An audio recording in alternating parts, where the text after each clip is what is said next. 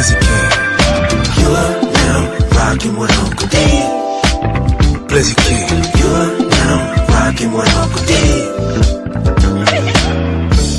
Hit subscribe.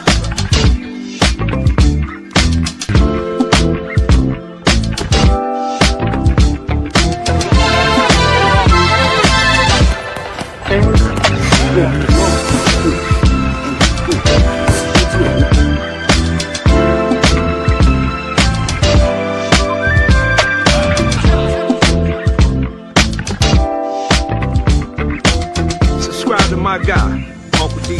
Tell him Big Bass sent you. Spurling. I'm an attorney here in Houston, Texas, an advocate for black men, largely because I am a black man. I'm a black father. I have black sons. Hey, man, I do what I do.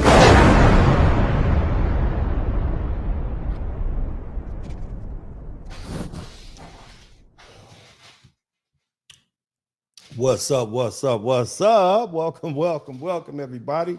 Shout out to my man 3138. Big up to you. Big shout out to all the other folks in the chat room, man. It's good to be in here.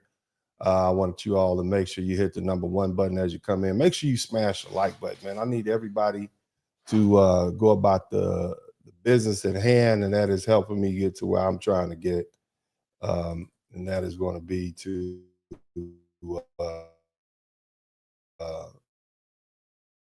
100,000 subscribers. So if you haven't subscribed to the channel at this point, it's some pressure on everybody in here because this is going to be a good one.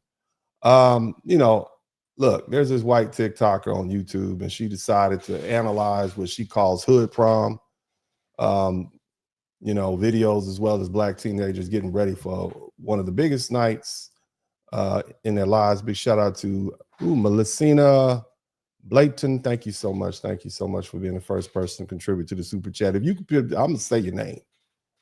If you contribute to the super chat, I'm gonna say your name. Okay.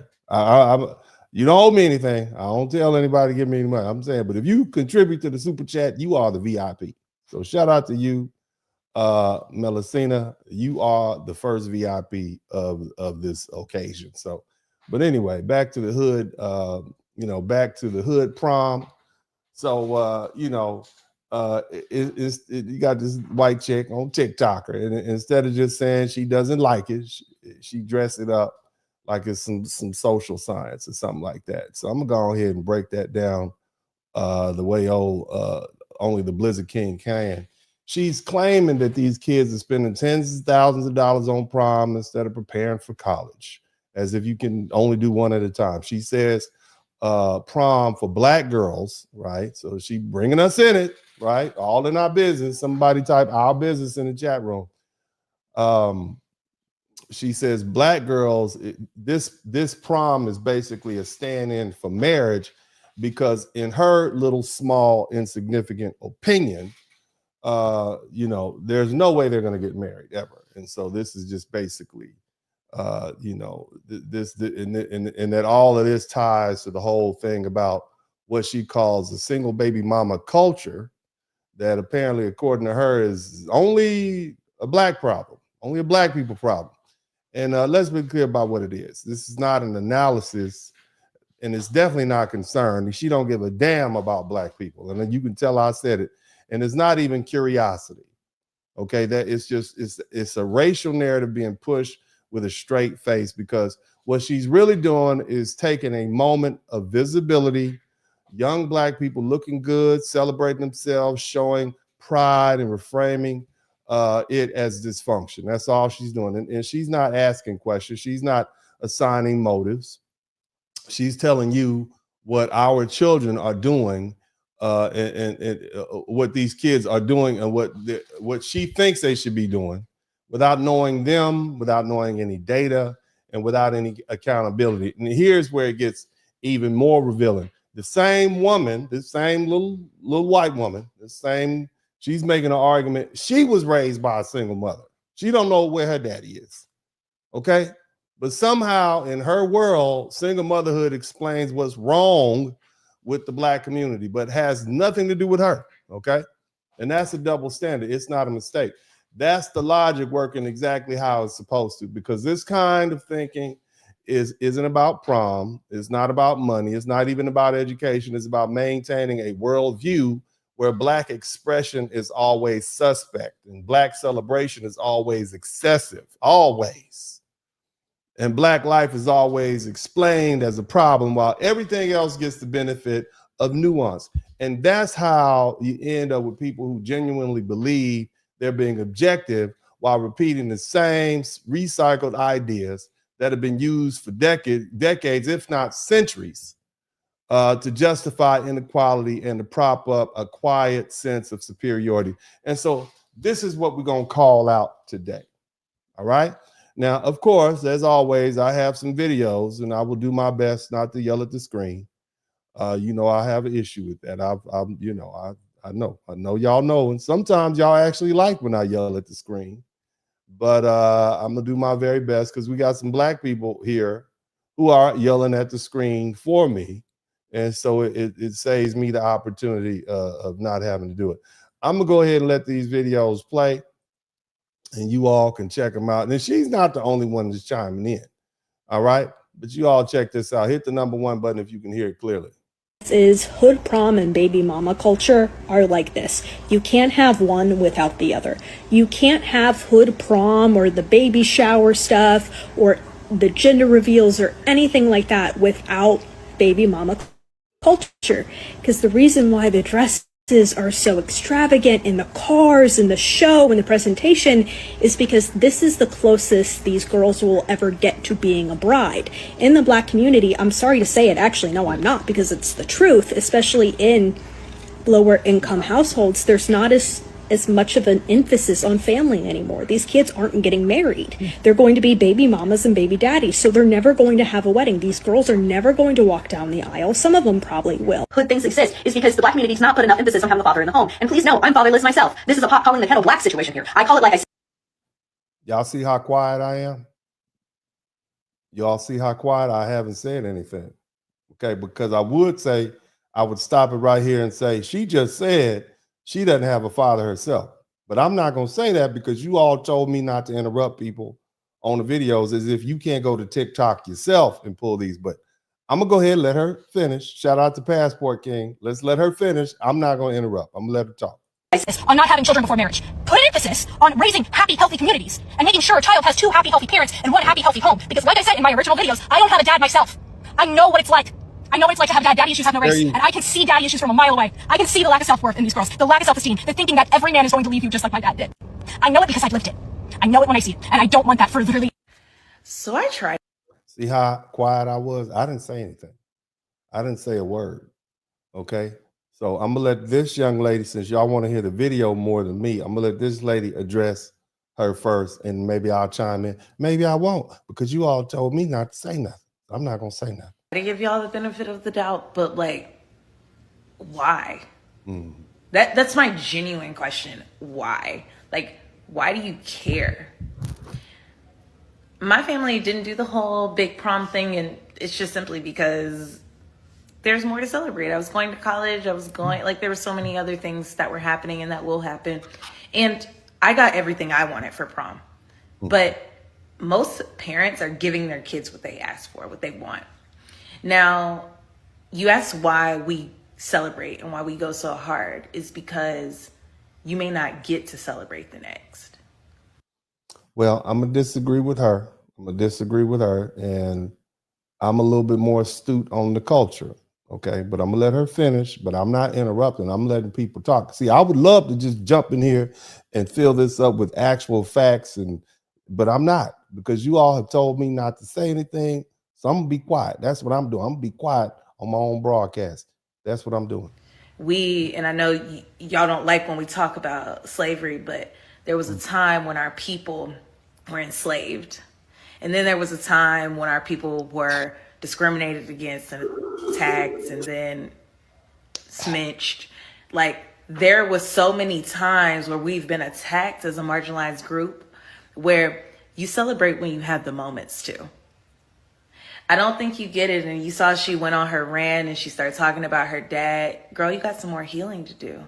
As someone that's been in therapy for 10 years off and on, 11 years actually off and on, Yeah, you got some work to do, baby. You bleeding on people that didn't cut you. And I'm sorry for that. I am very, very sorry that you experienced that. But I'm going to go ahead and let you know, my dad, he is very much present in my life. If I wanted to be married, I could, as most black women. Like, we would tell you that if we really wanted to be married, we absolutely could. Our standards are raising. So I appreciate your advice, unsolicited, unnecessary, but I appreciate it. What you're telling us to do, we're already doing, baby. I do wish you healing, and I wish you to, let go of that hurt that your dad gave. So when the man finally does enter that you're waiting for, you can truly appreciate him so you don't get a divorce in 3 years. Love you. Bye. Yeah, proud of me. Proud of me. I didn't say nothing the whole video. I let it just roll. I let it roll, baby. Got this fresh new haircut. I'm quiet. That's what you wanted, huh? You don't want me to say nothing. I'm going to let it, okay. All right, now, do y'all like that, or would you all like me to interrupt and cut these people off when they get to filling the airways with this foolishness? Let me know. Let me know what you want me to do, okay? Because I can be quiet, all right? I can just shut right up and not say a word, all right? Now, I think after listening to that, you all do want me to interrupt a little bit, chime in, have something to say, right? Okay, that's what I thought. Somebody said, please interrupt. All right, so let's end that conversation about what y'all want and don't want me to do, okay? Because clearly you didn't come here to just listen to some people you can hear on TikTok. So if I see in the comments section, let the video play, I'm going to remind you of what it's like when I don't speak. Now let's continue. Which means one thing and one thing only, hood prom. And I think what a lot of people fail to realize is hood prom and baby mama culture are like this. Methany. Now, how many baby mamas are there in the black community, and how many baby mamas are there in the white community? How many baby mamas are there in the Latin community? Have we asked that question? Because it seems like you just impugning this to black culture, but it seems to me there's some other cultures with some baby mama issues that we're not talking about. I'm just saying, hypothetically speaking, okay? Perhaps we should look into some other cultures, because there's some other cultures around the world that we may not have ever addressed. Did you know, for instance, that there's a problem here in this? As a single mother problem no one talks about. Here's why. In Japan, when parents divorce, only one parent can have legal custody. Joint custody doesn't. So you said there's a problem in Japanese culture? You mean the great Japanese? Are you kidding me? The people in Japan have a single mother? Did we hear that right? Let's continue listening. Exist. And in about 90% of cases, that custody goes to the mother. Once the divorce is finalized, fathers often lose any guaranteed right to see their children. The fathers lose any guaranteed right to see their children in Japan. But I thought we look up to Japan. I thought we liked Japan. All you white folks, why don't you ever talk about how Japan has a single mother issue? Y'all travel over there. Why not speak about that? Let's keep listening. Education isn't automatic, and it's rarely enforced. Child support isn't strongly enforced either, so many mothers receive little or nothing. Child support isn't strongly enforced, so single mothers receive little or nothing. So what you're telling me is you got a bunch of single mothers over there and a bunch of deadbeat dads. That's what you're telling me. Why is it that we don't speak about that issue at all? Why is it that black society, or here in the United States, it's always pathological? I'm just saying, I'm just pointing out, these are videos on the internet. Y'all can see it for yourself. Okay, it's not just me. I'm gonna let you go ahead. That's why so many single mothers in Japan end up raising children completely alone, working multiple jobs just to survive. So when people ask why Japan has so many single mothers, it's not chaos or culture, it's the system itself. And that's why it's the system itself. Peculiar. That is mighty peculiar. Interesting. I wonder if there's any other place on the planet other than the United States of America where they have single mother issues that they're not really talking about, because it seemed to me like I thought black women in America were the only ones that have single mother issues. But we'll deal with that another day. Let's go ahead and move on to the next person who was about to address this young lady. Shout out to Passport King. Let's keep going. Please. Not today. Mm. Rent-free, no utilities, oceanfront view. That is the residency that black people take up in y'all smooth as satin bird bitch brains. Because why does she go on to say in her video that the reason prom is so extravagant in the black community with the big dresses and cars and shows is because that's the closest those girls, her words, not mine, will ever be to getting married, and most of them will end up being baby mamas and baby daddies. Which is quite an interesting use of free will because, and I'm going to hold your hand with a napkin in between when I say this, I've never looked at children going to a high school dance and connected them in any way to being brides or mothers. But the fact that you're a Trump supporter so you can look at literal children and think of them as brides or mothers? Yeah, unfortunately that math is mathin'. And speaking of mothers, let's talk about yours. Because Streets is saying you and your mom have different last names. Ooh. So your mama was a baby mama. That's what you, little Methane's mama was a baby mama. Damn. Yikes on bikes. Yeah. And this is why.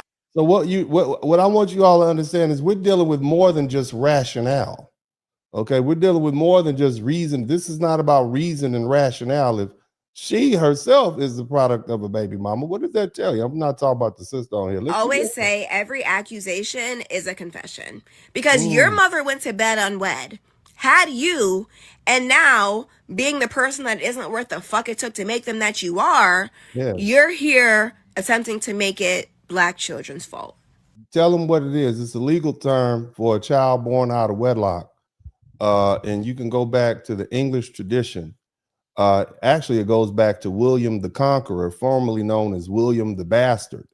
Now, William's mother was some sort of tanner, or dad maybe was her father was like a funeral home keeper, and his father was royalty. His mother was a funeral home keeper. So back then, that would be considered a bastard when they are of mixed social status. So what you're saying is that this young lady who's complaining about black people in the English tradition, she would be a bastard. Okay, she's talking about black people having children out of wedlock, but she herself, in the legal term under the English system, would be a bastard. Somebody type bastard in the chat room, because that's the legal term that we're referring to, bastard. She herself is a bastard. That's the legal term. Be so for real. Go ahead, like black children are over here minding their business, eating prom up as they do every year. And here you go seething, mad at them because your mom doesn't have a husband. That math ain't mathin'. It's mathing. Maybe it's mathing if you throw a little you throw a little anti-black bigotry and racism in there, baby. That's what you got to do. You got to understand who you're dealing with. Let's keep listening. White people have something to say to it. Apology to black women and girls. I'm sorry you can't handle the fucking truth. But quite frankly, that's not my problem. The reality. She said she's sorry y'all can't handle the truth.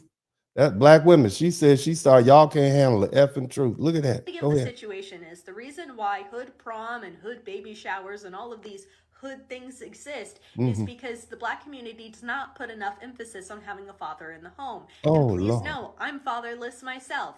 This is a pot calling the kettle black situation here.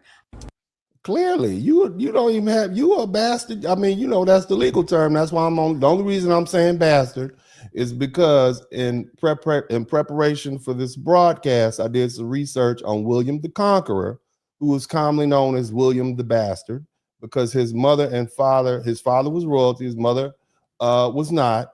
Her daddy operated a funeral home. And so William the Bastard comes from mixed status, but his parents weren't married. So that's why I'm referring to them. That's where the term bastard came from. Okay. And so she herself admitted that she was a bastard.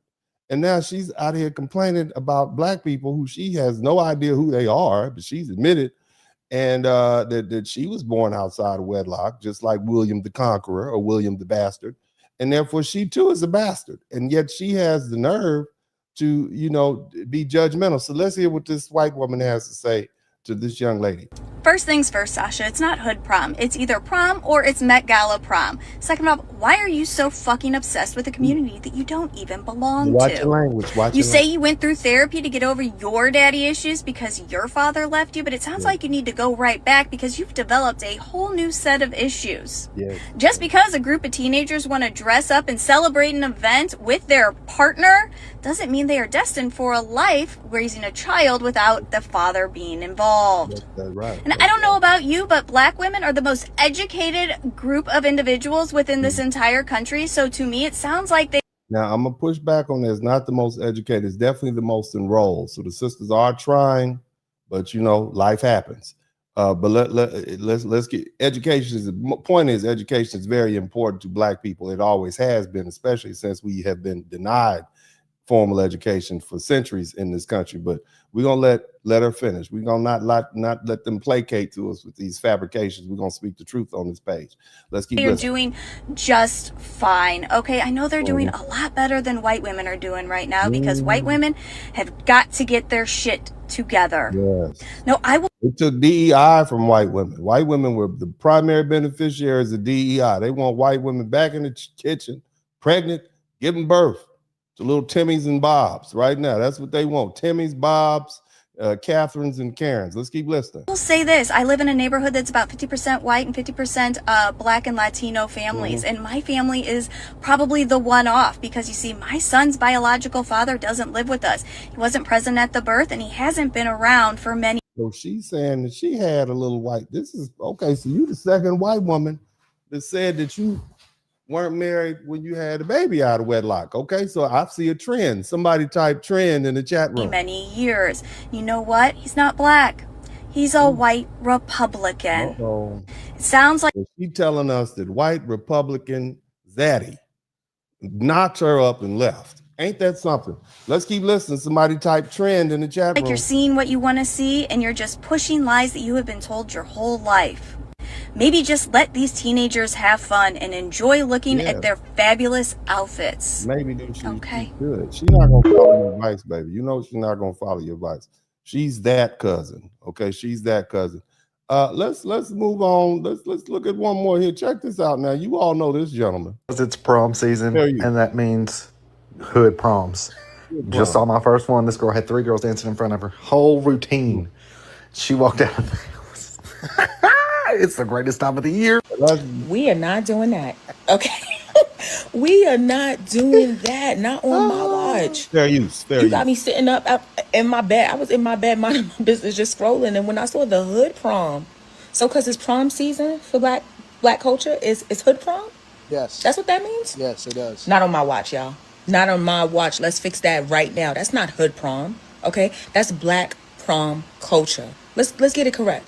She's actually accurate, but go ahead. Let's let Brother Anton finish. I know you have some Anton Daniels fans here, and I think the brother's well spoken and articulate, but we're gonna let him finish. Say it with me. Black prom culture. As she sits here in front of her bonnet, ghetto as hell, getting easily offended, and then now they want to change the narrative. No, y'all said it was hood prom, and so now you can't change it to be something that is not because you uncomfortable with how other people perceive it.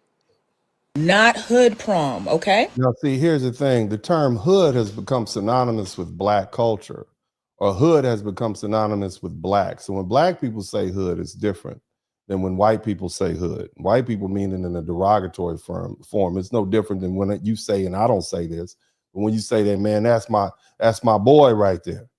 If a white dude said, hey, that's my boy over there, you're going to take it a whole lot different than if your homeboy you grew up with and played football with said, that's my boy, because it has a whole nother racial connotation associated with it. So us referring to it as hood prom is far different than white people referring to it as hood prom. It's not necessarily, there's 3 different meanings of a word, okay? I believe the illoquation, I forget the other term, the celloquation, and then and I forget the other term, but it's the actual meaning. It's the actual meaning of the word, what you mean by the word, and what the other person interprets as the word. So there's a difference in there, and that's why the language has to be carefully studied and understood. So there is a difference, but go ahead.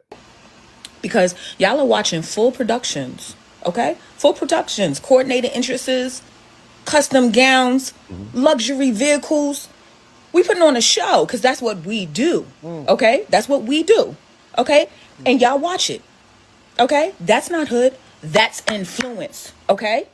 Okay, put some respect on the name. You said it yourself. You wait for it and watch it every year. You sitting back and waiting for the show. A lot of people don't know the difference between being laughed at and being laughed with.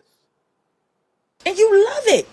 You love it. You said it yourself. But you still want to label it as a word that's meant to mean less than by calling it hood. You want to downplay it. Oh, this is hood. I seen y'all do this too much in my life. With the nails. The nails was ghetto. Next thing you know, y'all all with the nails and the lips and the ass. No. That's an accurate statement. Remember when twerking was ghetto? Twerking was ghetto until Miley Cyrus started twerking on the MTV Awards, and then it became this new phenomenon. You all remember that? No, y'all not doing this to prom culture, okay?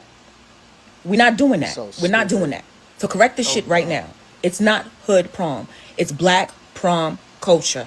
No, baby, it's hood prom, and I'm okay with it being hood prom. I'd like some of y'all to invite me to some hood proms too, and some hood weddings and some hood cookouts, and let's go do some. Yes, somebody type hood. I'm okay. Embrace the culture. Don't run from it, because the minute you pathologize your own culture, they will then take it, steal it, reincorporate it, and make some money off of it. So no, keep it. It's just like the blues, just like jazz, et cetera, et cetera. So let's not walk away. It's like soul food.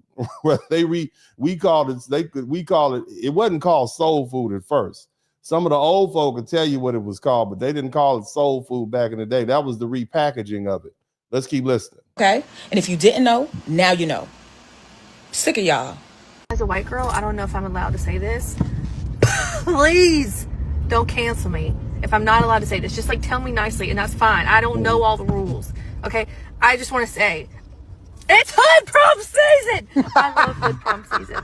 I love it. Okay, so I find that interesting. I want you all to tell me if it's hood prom, if that's hood prom season, then what is this called? Which means one thing and one thing only. Let me know what this is called. What is this? If that's hood prom season, what is it? These are Dorito bags right here out in front of the trailer home. Okay, I want y'all to take a look. I'm gonna let it play. All right, but if that's hood prom, what is this? Is this trailer park prom? Y'all tell me, what is this?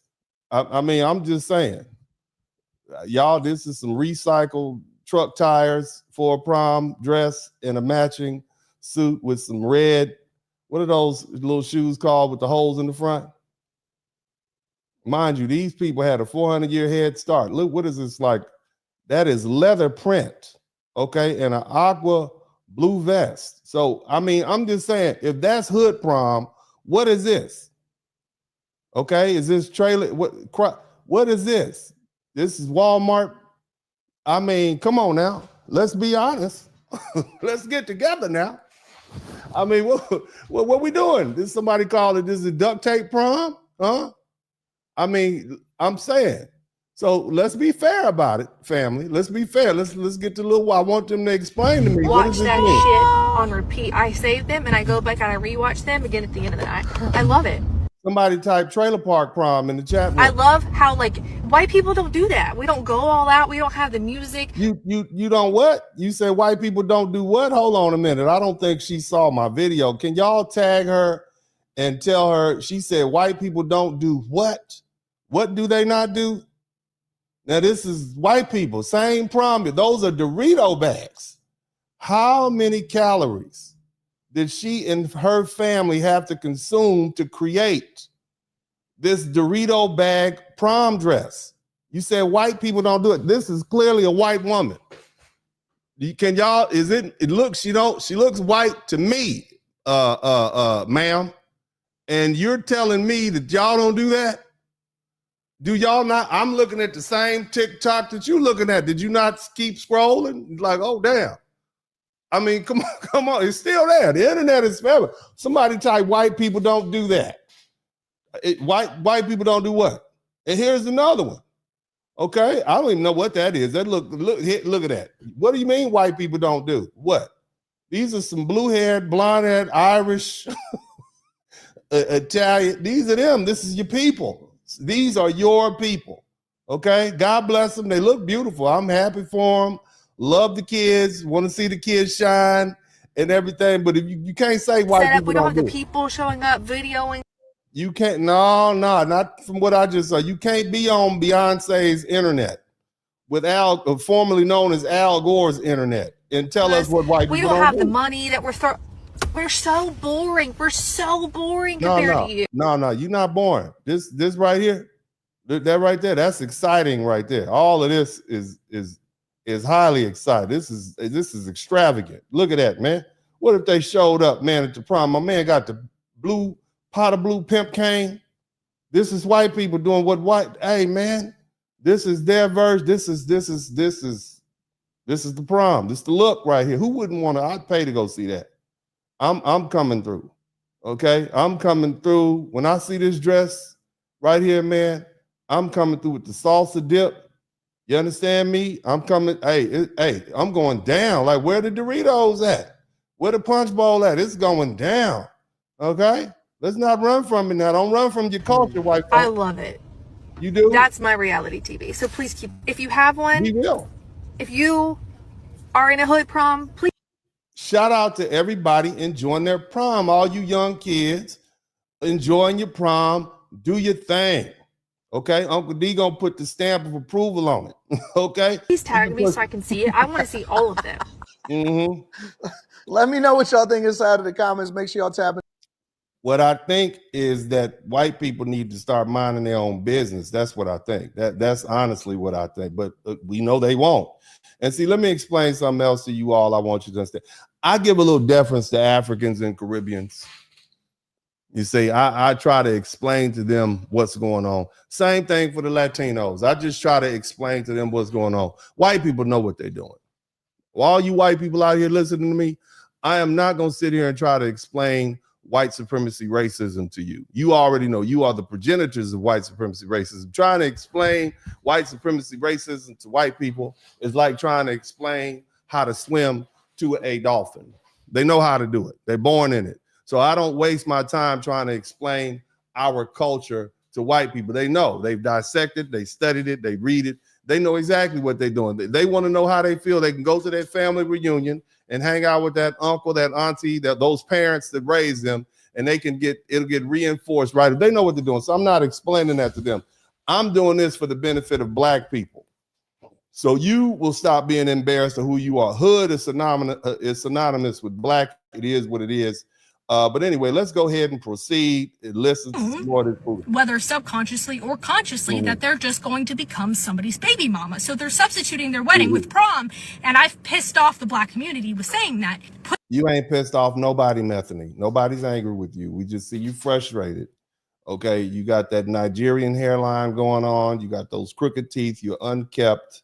Okay, you need some braces, baby girl. That's what you need to do. You need to focus on you. Stop worrying about black people. You are fatherless. Okay, you are fatherless. Put an emphasis on having the father in the home. Put an emphasis on not. Did your mama put an emphasis on having a father in the home, baby? Did your mama do it? Because she didn't do it. And there's a lot of other white women out there. And by the time I get finished with this, you all are going to be like, damn, it's an epidemic of white women out there pushing out babies with no having daddy. Children before marriage. Put an emphasis on raising happy, healthy communities.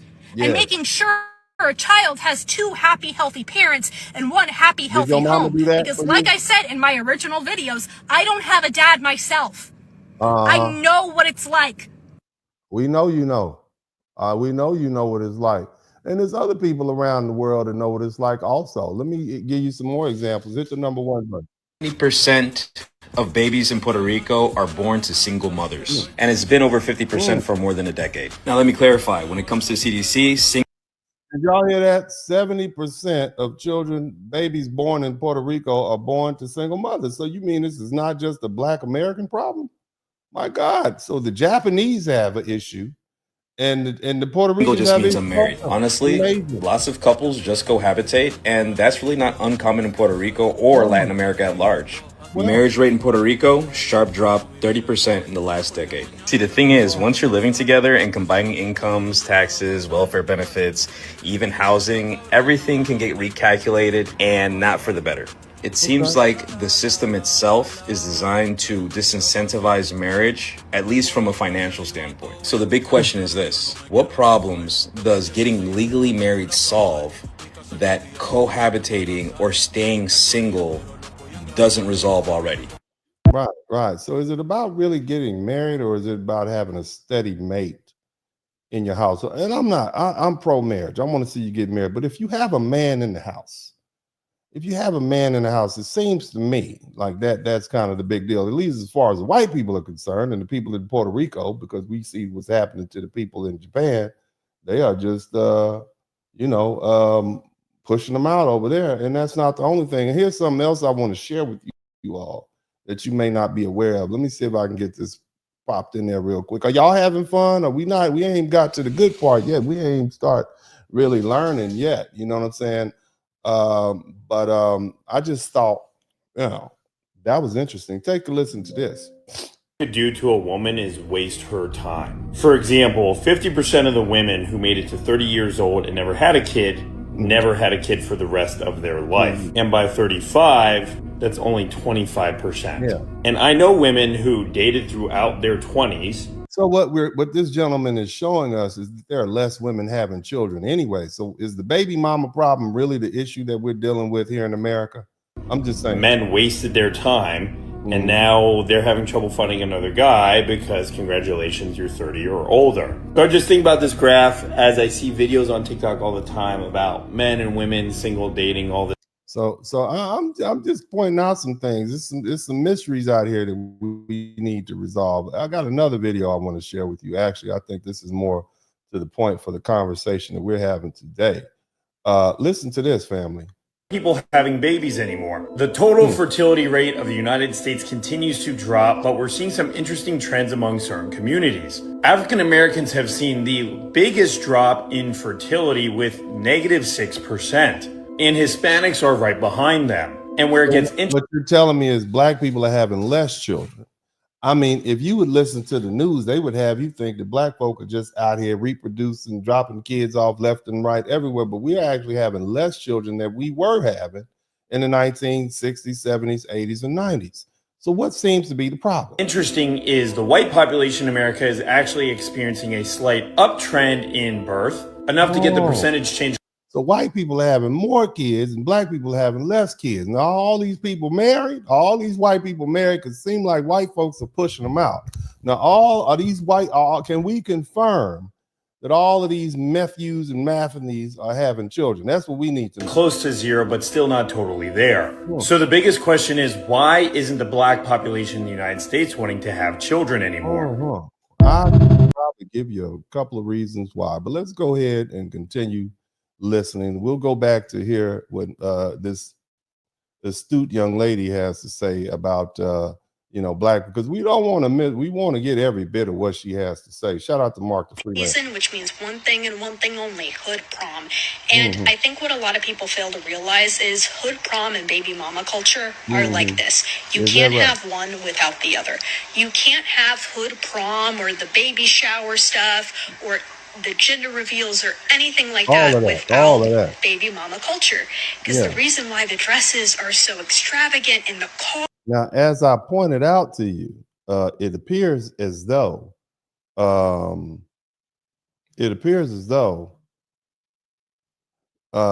not a lot of black people. There's less black people actually having children. So what are you talking about? I mean, if less black people is less of a problem than what more white people having children, apparently y'all, when I get finished with you all, y'all are dropping them off, and a lot of y'all aren't married. Let's keep show and the presentation is because this is the closest these girls will ever get to being a bride. In the black community, I'm sorry to say it, actually, no, I'm not, because it's the truth, especially in lower income households. Just say you're racist and you hate black. Now, when you say lower income houses, whose houses are you talking about? I don't want to get off subject a little bit, but since we're talking about money, somebody type money in the chat room.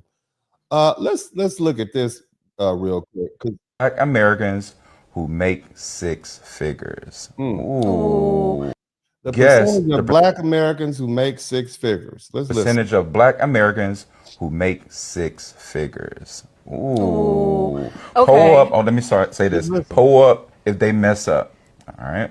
So I don't want to cheat because I actually know this one. Okay. But I will say this is a low number, and you would think it was. Now, again, the problem that I have with people who are not foundational Black Americans who speak on Black American issues is that they really, it's always a negative connotation associated with what they're saying, even when it's a good thing. Okay. So she's going to tell you that 6% of Black people make six figures. 6% of the people who just got their rights. I want you to understand something. 6% of the people who are now, I'm a generation that just got our full rights. Generation X, the first generation of Black people in this country to have full legal rights.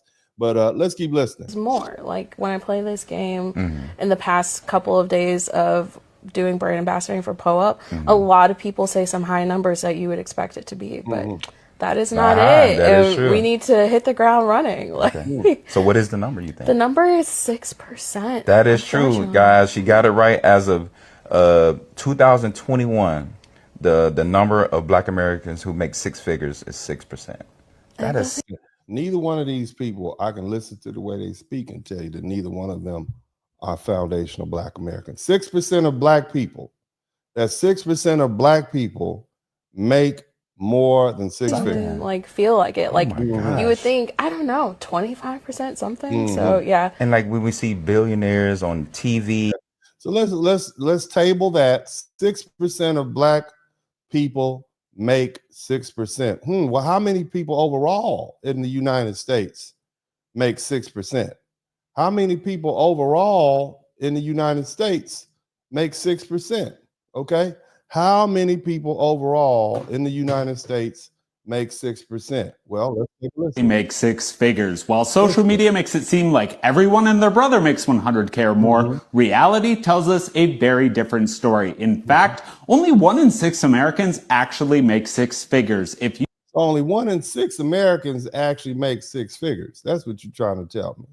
So it's not a very common number. You yourself have broken that 100K milestone. Please share in the comments your occupation so that others can see the multitude of paths that they could take to break six figures. Interesting twist. If we were to slice this by gender versus age, 25% of men make at least six figures, while only 12% of women make at least six figures. Diving into the age brackets, starting off with those ages 55 plus, 16% make at Shout out to Kaylin. Shout out to everybody who's in here today. At least six figures, ages 45 to 54. 20% make at least six figures. If you've stayed this long, hit that follow button. Ages 35 to 44, this is where we peak. 25% make at least six figures.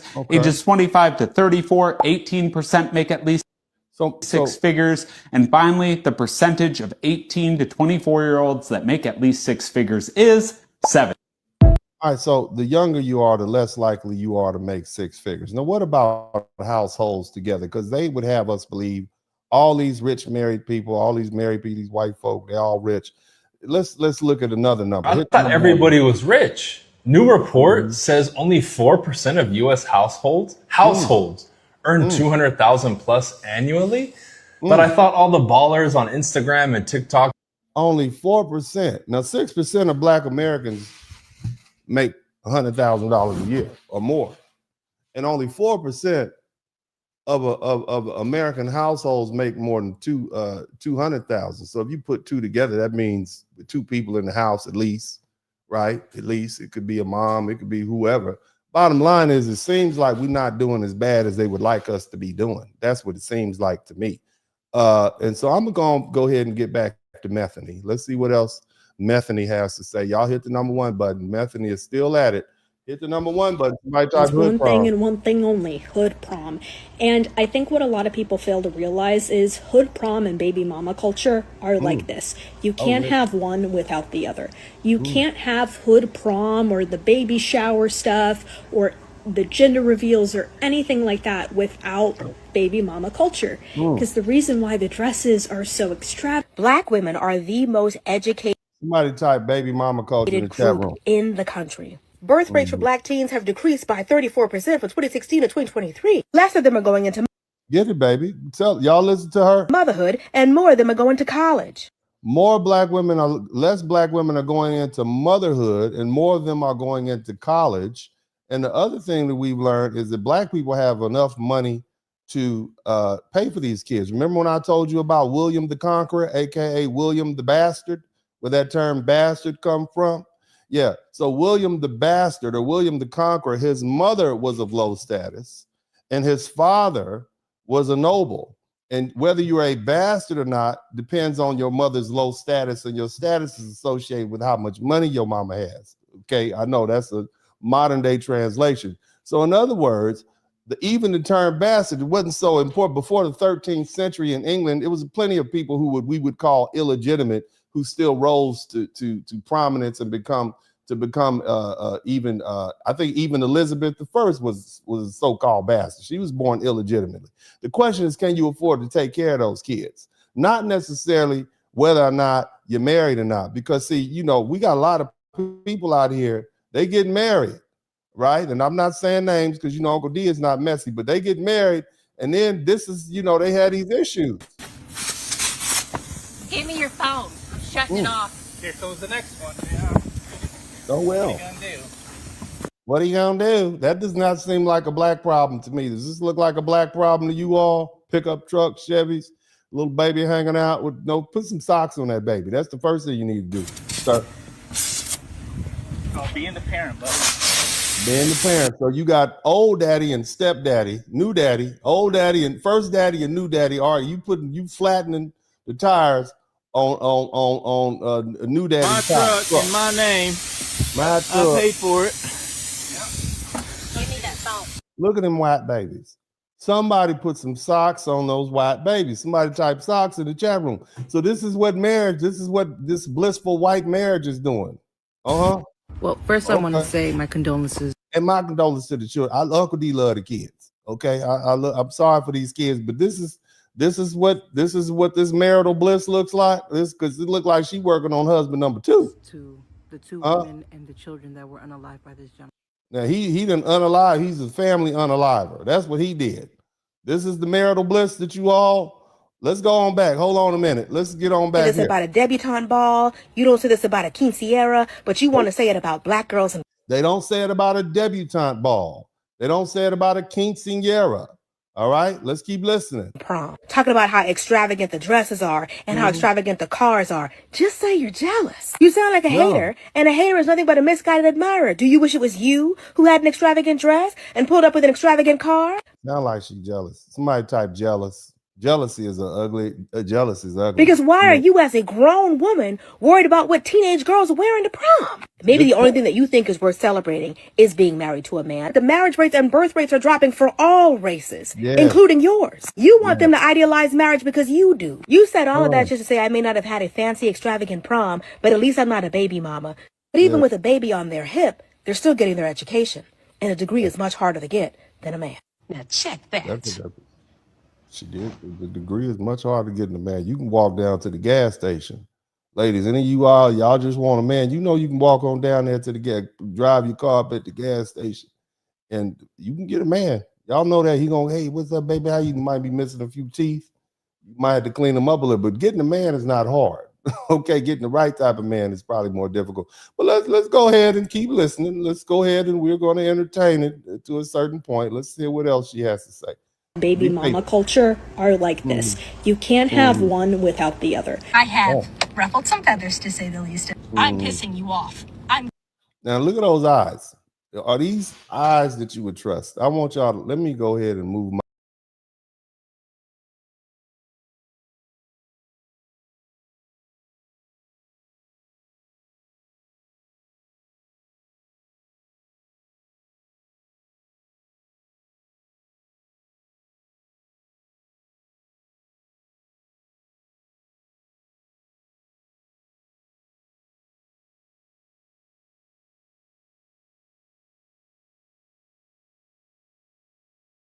Okay, I don't know. So, you know, let's take everything she says with a grain of salt. We don't want to totally disavow this mayonnaise princess, but the eyes tell a lot. The eyes tell the complete story for me. Let's keep Glad I'm listening. pissing you off. Now change. Mm-hmm. Put an emphasis on having the father in the home. I don't have a dad myself. There it is. She lecturing us. She telling us. They're thinking that every man is going to leave you just like my dad did. Oh my God, that was painful. Everybody's gonna meet you just like your daddy did. It's painful. She's speaking her truth. I know it because I've lived it. So you're a fatherless white woman trying to lecture a fatherless white woman. Damn. Black people on keeping a man in the house when your white father didn't even stay around to keep you. That's crazy. I had a really serious response to say, like, to the first video, but then she came out with the second video, and I genuinely just cannot take it serious, babe. You need therapy. You need 5150 ASAP, because this don't even make any sense. How did you equate black people's prom and being married or not being married, and you being white and not having a father, and you don't want any other children to feel that way? You need to take that up with the white folks. That ain't got nothing to do with us. Because how do you look at a young, beautiful black girl going to prom and immediately think, yeah, I see the low self-esteem in her eyes, instead of like, wow, she looks so gorgeous. I wonder what she did to deserve that. Yeah. No, instead you think, oh, she's a baby mama. Like, you're weird. It's giving that you feel so entitled to the fact that you feel deserving of your white father, and you're mad when you see a black girl with her black dad, and you're mad because your white dad didn't want you.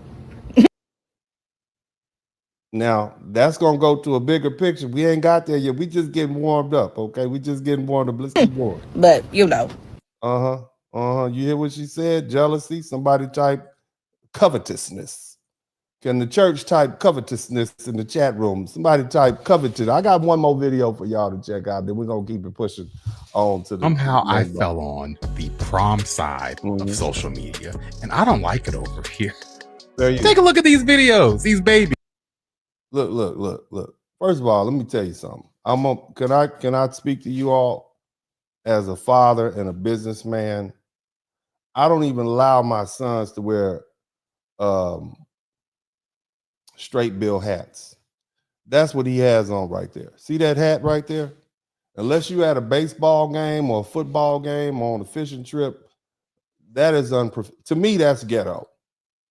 You're not gonna see me with a straight bill hat. I know brothers like wearing in New York. I get that. So, you know, when you're judging, Uncle D is snooty. Okay. I just want you all to know that Uncle D is snooty. And so when I see a grown man with a baseball cap on, to me, that's ghetto. Part of the reason you see me with my sport coat on and I try to look decent for you all. And lately, you know, I've been trying to get my hair cut because I want to treat you like I care about you. To me, that's ghetto. So if you're going to judge them, I'm going to judge you. You got a t-shirt on and you got a ghetto baseball cap on.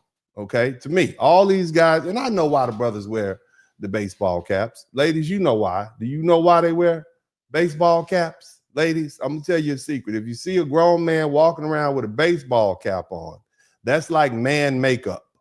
Okay. And the reason it's like man makeup, because if all you can see is this part of their head, then you can't really tell how old they are. So it actually makes them look younger. So that's why a lot of guys will wear a baseball cap. It covers up bald spots, it covers up liver spots, it covers up imperfections, and so on and so forth. So keep that in mind. If you see a dude, grown man walking around with a baseball cap on, that's man makeup. That is the man BBL. Okay. So, and when I see it, it looks to me unprofessional. Since we judging folks, since we judging the ghetto people, I'm gonna judge all you guys.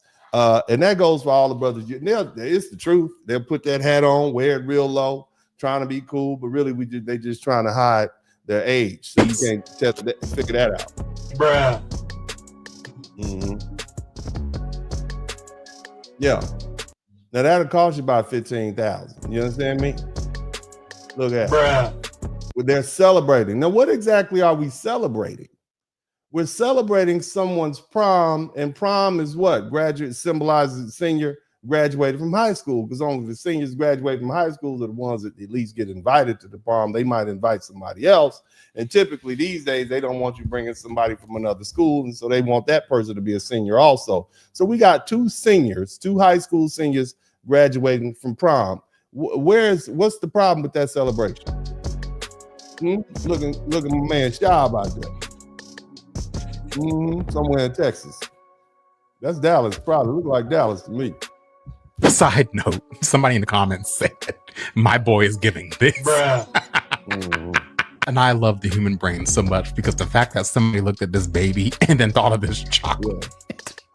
By the way, in case you're new here, I'm actually not Spike Lee. I make content like this every day. Stick around. The question I have for the masses today is this how you sent your child off to prom? Is this how you were sent off to prom? Is this how you're gonna send your child off to prom? Because all I know is for me and why do you care, brother? And what is the problem? Are you the type of brother that goes to the black church and wonders why black people in there hooping and hollering and making all that noise?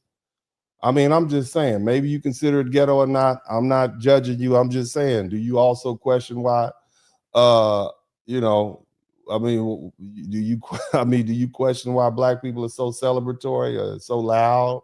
Are you one of those type? I'm just asking, brother. I'm just here asking because I'm comfortable with myself. I know Uncle D's a little hood. Okay, I'm a little hood, but you know, I understand my people, and I'm not here to judge folk like that. Even though I understand some behavior is inappropriate, but the truth is, I understand my people well enough to know what's going on, and it seems as though you're not. And again, when I look at these people, I don't necessarily know if they're foundational Black American or not. I can't really see the forehead. That's the way in which I can tell. Now, typically, it's the ratio of the forehead. If the forehead slides back, that the further back it is, the more closer on the more east they are as far as the African continent. Okay, so my forehead, see the rat, see that? Equal parts. Okay, Black American. Okay, look at that, equal parts. Okay, back here, right, way back there, Somalia, and especially when they got the bulge right there, the light bulb going. All right, here, some Zimbabwe. Okay, that right there, that's that Nigerian. I'm just pointing it out, and the pointier the head is, the more southern Africa they are. That's my observation. I'm just pointing that out to you. So you know, but let's keep my listening. household, as much as I want to celebrate my children, we ain't doing this for prom. You not? I got you on graduation. I got you on the day you get married if you decide to go down that route. But prom, but at the same time though, if I need to come up with the times, I'll come up with the times. Your boy gonna stay. But maybe it's not important to you because you expect your children to graduate from college or get married. Maybe I'm just saying, maybe it's a little different for you. Okay, relevant. So let me know, is this the expectation for prom in 2026? By the time I get to my children who are class of 2030 something, I guess. This is what we're gonna have to do. Y'all let me know. And congratulations to all these children for making it to prom. The fact that they made it to this place in their high school career, it's a big deal. That's the big deal. That seems like the big deal to me, sir. But I'm gonna let y'all finish. So, you know, I understand why white people chime in, but it's interesting. No such thing as a hood prom. It's just a prom. Is hood prom and baby mama culture are like this. Because the reason fair use. Why the dresses are so extravagant in the cars, in the show. Shout out to this Kayal. Thank you so much. The presentation is because this is the closest these girls will ever get to being a bride.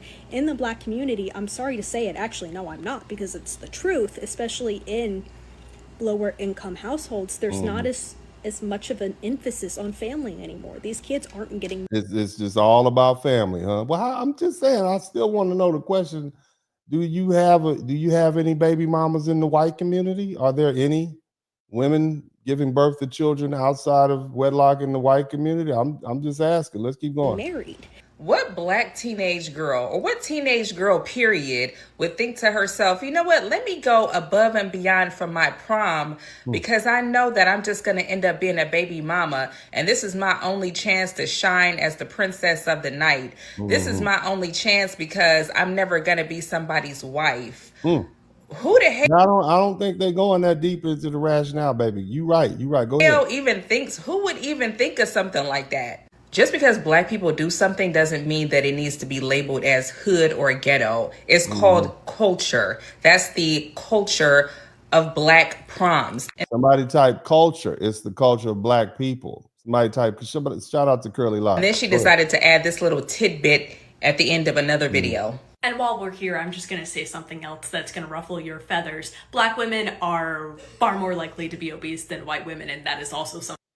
Well, you know what? White women are far more likely to be on medication than black women. So how about maybe you should eat more? Maybe you should get that diagnosis. See those eyes? Let me put the eyes back up again.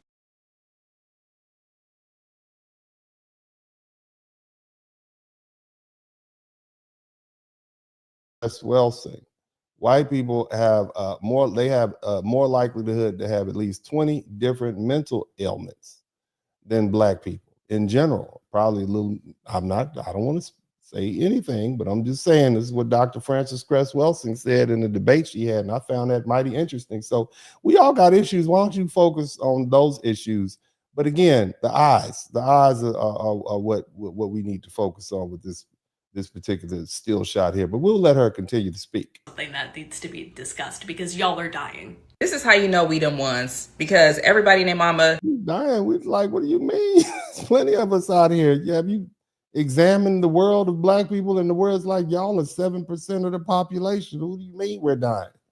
We are here. We are not going anywhere. We've been here since, and we're gonna be here. But let's keep going. Lets us live rent free in their heads. They just can't keep us out of their mouth. They just can't stop thinking about us. I mean, just random spur of the moment thoughts. It's almost like people are having wet dreams about what to say about Black Americans. Like it's becoming blatantly obvious. But I guess that's what happens when you're the main character.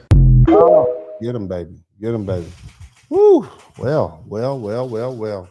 Again, as I said earlier, normally, when I talk about Latinos and when I talk about Africans and when I talk about Caribbeans, even Asians and Arabs, I speak to them from the perspective of I'm educating them. But I'm not going to sit up here and try to educate a white American woman on racism. They perfected it, okay? They give, and we often try to give white women a break. But remember, white women, and this is a couple of white women in here, and I know it's some well-meaning white folk up in here, and you are doing your best to be anti-racist. But at the end of the day, you all raise these people, okay? You raise these little racist people to pop on the internet, say these crazy things, and I got to spend my day dealing with it. So now let's talk some talk, okay? We've got to talk about foundational Black American women, okay? Because when people bring up hood prom, okay? And well, let me say this first. If you learn something, I should earn something. That's about it. I'm not going to go too deep into that because I want this thing to roll through. But she was directly dealing with foundational Black Americans. This is important that we delineate. Hood prom, all right? Right? You try to frame that as some Black culture as dysfunctional. That's what she was doing. And they always circle back to this single mother narrative, like that's the foundation. So let's deal with it directly using numbers from places like the Pew Research Center for Disease Control, or the Center for Disease Control and Prevention. Shout out to Fuquan and the United States Census Bureau. Now, here's the thing I want y'all to understand. Are y'all with me? Listen to me. Listen. You're in here? Around 28 to 30% of white women who give birth aren't married. And that's every year. All right? 28 to 30% of white women who give birth are not married. Okay? 28 to 30% of white women who give birth are not married. Is that clear? That's a lot. Now, the total U.S. births are about 3,596,000 births. Okay? 28 to 30% of those are single mothers, single white women who got knocked up and pushed one out without a ring. Okay? But here's where the conversation gets, they don't say that. Okay? White women have roughly 1.8 to 2 million, well, let me say it like this. That's about 5 to 600,000 children annually. Okay, 600,000 children hatched out or given birth by white women every year. Now, I want you to zoom out. Now, let's use some broader estimates that come out. When we look at, there are about 8 to 9 million black mothers altogether. Okay. Now, when I say black mothers, about 3.5 to 4 million are black single mothers. Now, if you listen to that number, they're going to say, oh, well, that's a lot of single mothers. Oh, that's a lot of black single mothers. But you have to account for the fact that since we're talking about hood prom, we're talking distinctly about FBA. Somebody type FBA in the chat room. We're talking about foundational black Americans. We talk about the American Negro. We're talking about descendants of the enslaved period, people who were here before 1865, not recent people. So when we discuss FBA, birth out of wedlock, you have to understand that there are 62 different ethnic groups of black people in America. That's Jamaican, that's Haitian, that's Dominican, that's Trinidadian, that's Tobago, that's Ghana, that's all the countries in Africa. You got all the people, South America, et cetera, et cetera. All right. And so numerically, when you integrate those into the statistics, that's a bigger number than foundational black Americans. So here's the thing, about 75%, and then also they have their own children. So they have second generation. So when you break the numbers down, 75% of black Americans are non-immigrant in lineage. And so when you separate that out, about a quarter of the children born to so-called black Americans are not from our culture. They wouldn't have a hood prom because they are not foundational black Americans. She's only dealing with it. She's not talking about some people who came from here from Zimbabwe who had some kids. She's talking about foundational black Americans. So when you do the numbers, about 375,000 black women in this country, anywhere from 375 to 410, have children outside of wedlock. Okay. Of the 550 black births, is only about 375,000. And so what does that mean? What it means is foundational black American women are only giving birth to 375 children out of wedlock, and white women are birthing up to 600,000 bastard kids every year. You understand that? So what's the bigger problem? Okay. So when we say stuff like 70 to 80% of black births are out of wedlock, okay, but you turn around and ignore the over 500,000 white women who are pushing out babies every year. 600,000. You can't use percentages to tell one story and ignore the total. Who is actually putting more bodies in the street? Where is the single mother problem coming from? The question is, which of these occurrences is having a greater impact on society? The 600,000 single white mothers raising these children, or the 375,000 single black mothers? What's the bigger number? Okay. And somebody is pushing out 600,000, another one's pushing out 375. We clearly see what the bigger number is. See, if we're talking about scale, the answer isn't what people are trying to make it seem. Okay. This is what we talk about. Now, anytime you bring up the single mother and you point that problem out, that the fact that white women are pushing 600,000 600,000 white women are giving birth to 600,000 children outside of wedlock every year, guess what? All of a sudden, the conversation shifts. It's not about blame anymore. It becomes, well, this is just an American issue. We all need to deal with it. See, that's the pivot. They'll tell you it's a world issue. They'll point out the fact that Japan has a single mother issue, and Colombia has a single mother issue, and Puerto Rico has a single mother issue.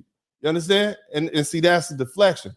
The same people who were just talking like it's uniquely a black American failure suddenly broaden the conversation the moment their side of the numbers comes up. Somebody type 600,000 in the chat room. And see, I call that the all lives matter move. When the focus changes, not because the facts change, but because the framing got uncomfortable. And what this actually shows is something simple. This is not a black problem. It is an American problem. It is a world problem. It exists all across all groups everywhere. And the difference is how it's framed. And see, when it's black families, it's called dysfunction. It's called breakdown. It's called cultural failure. When it's white folk and white family, it becomes circumstances of hardship or just part of modern society. And see, that's the inconsistency. And once you see it, you can't unsee it. You are always going to remember moving forward from this broadcast forward that there are 600,000 white women pushing out bastard babies every damn year and nobody's talking about it. Where is the manosphere? I love you all, but this is why they put me out of the manosphere. And I am an advocate for black men. I love my brothers. I always talk about, and I never say anything about these things because, you know, I'm an advocate for black men. Why would I bring this up and help us lose the argument? I wouldn't do that. You understand what I'm saying? But if I was just speaking the truth and not being an advocate for black men, why would I tip my hand to the other side? But now, since we're under attack and I know what people are trying to do, you're trying to pathologize white folk. Now I'm going to put this back on you. So single white motherhood has always been an issue in America, but it's treated differently.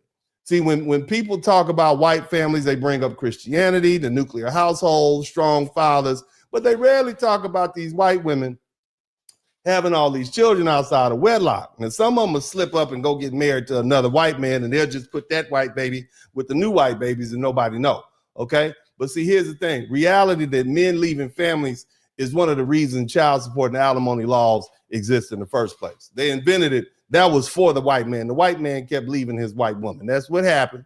Okay, so this didn't start yesterday, and it's been part of the white American society from the onset. This is not a black problem. It started with white folk. As a matter of fact, the whole manosphere thing was white men angry with white women, and we got caught up in it, but it is what it is. We're going to move beyond that. Bottom line is when the conversation shifts to black families, and suddenly it becomes, this is the root of all our problems. And what you're really seeing is selective outrage. Now, when you look at history, okay, because see, here's the thing you need to understand, JR the real. Ain't nobody stopped white people from being great, yet they still have this baby mama problem, okay?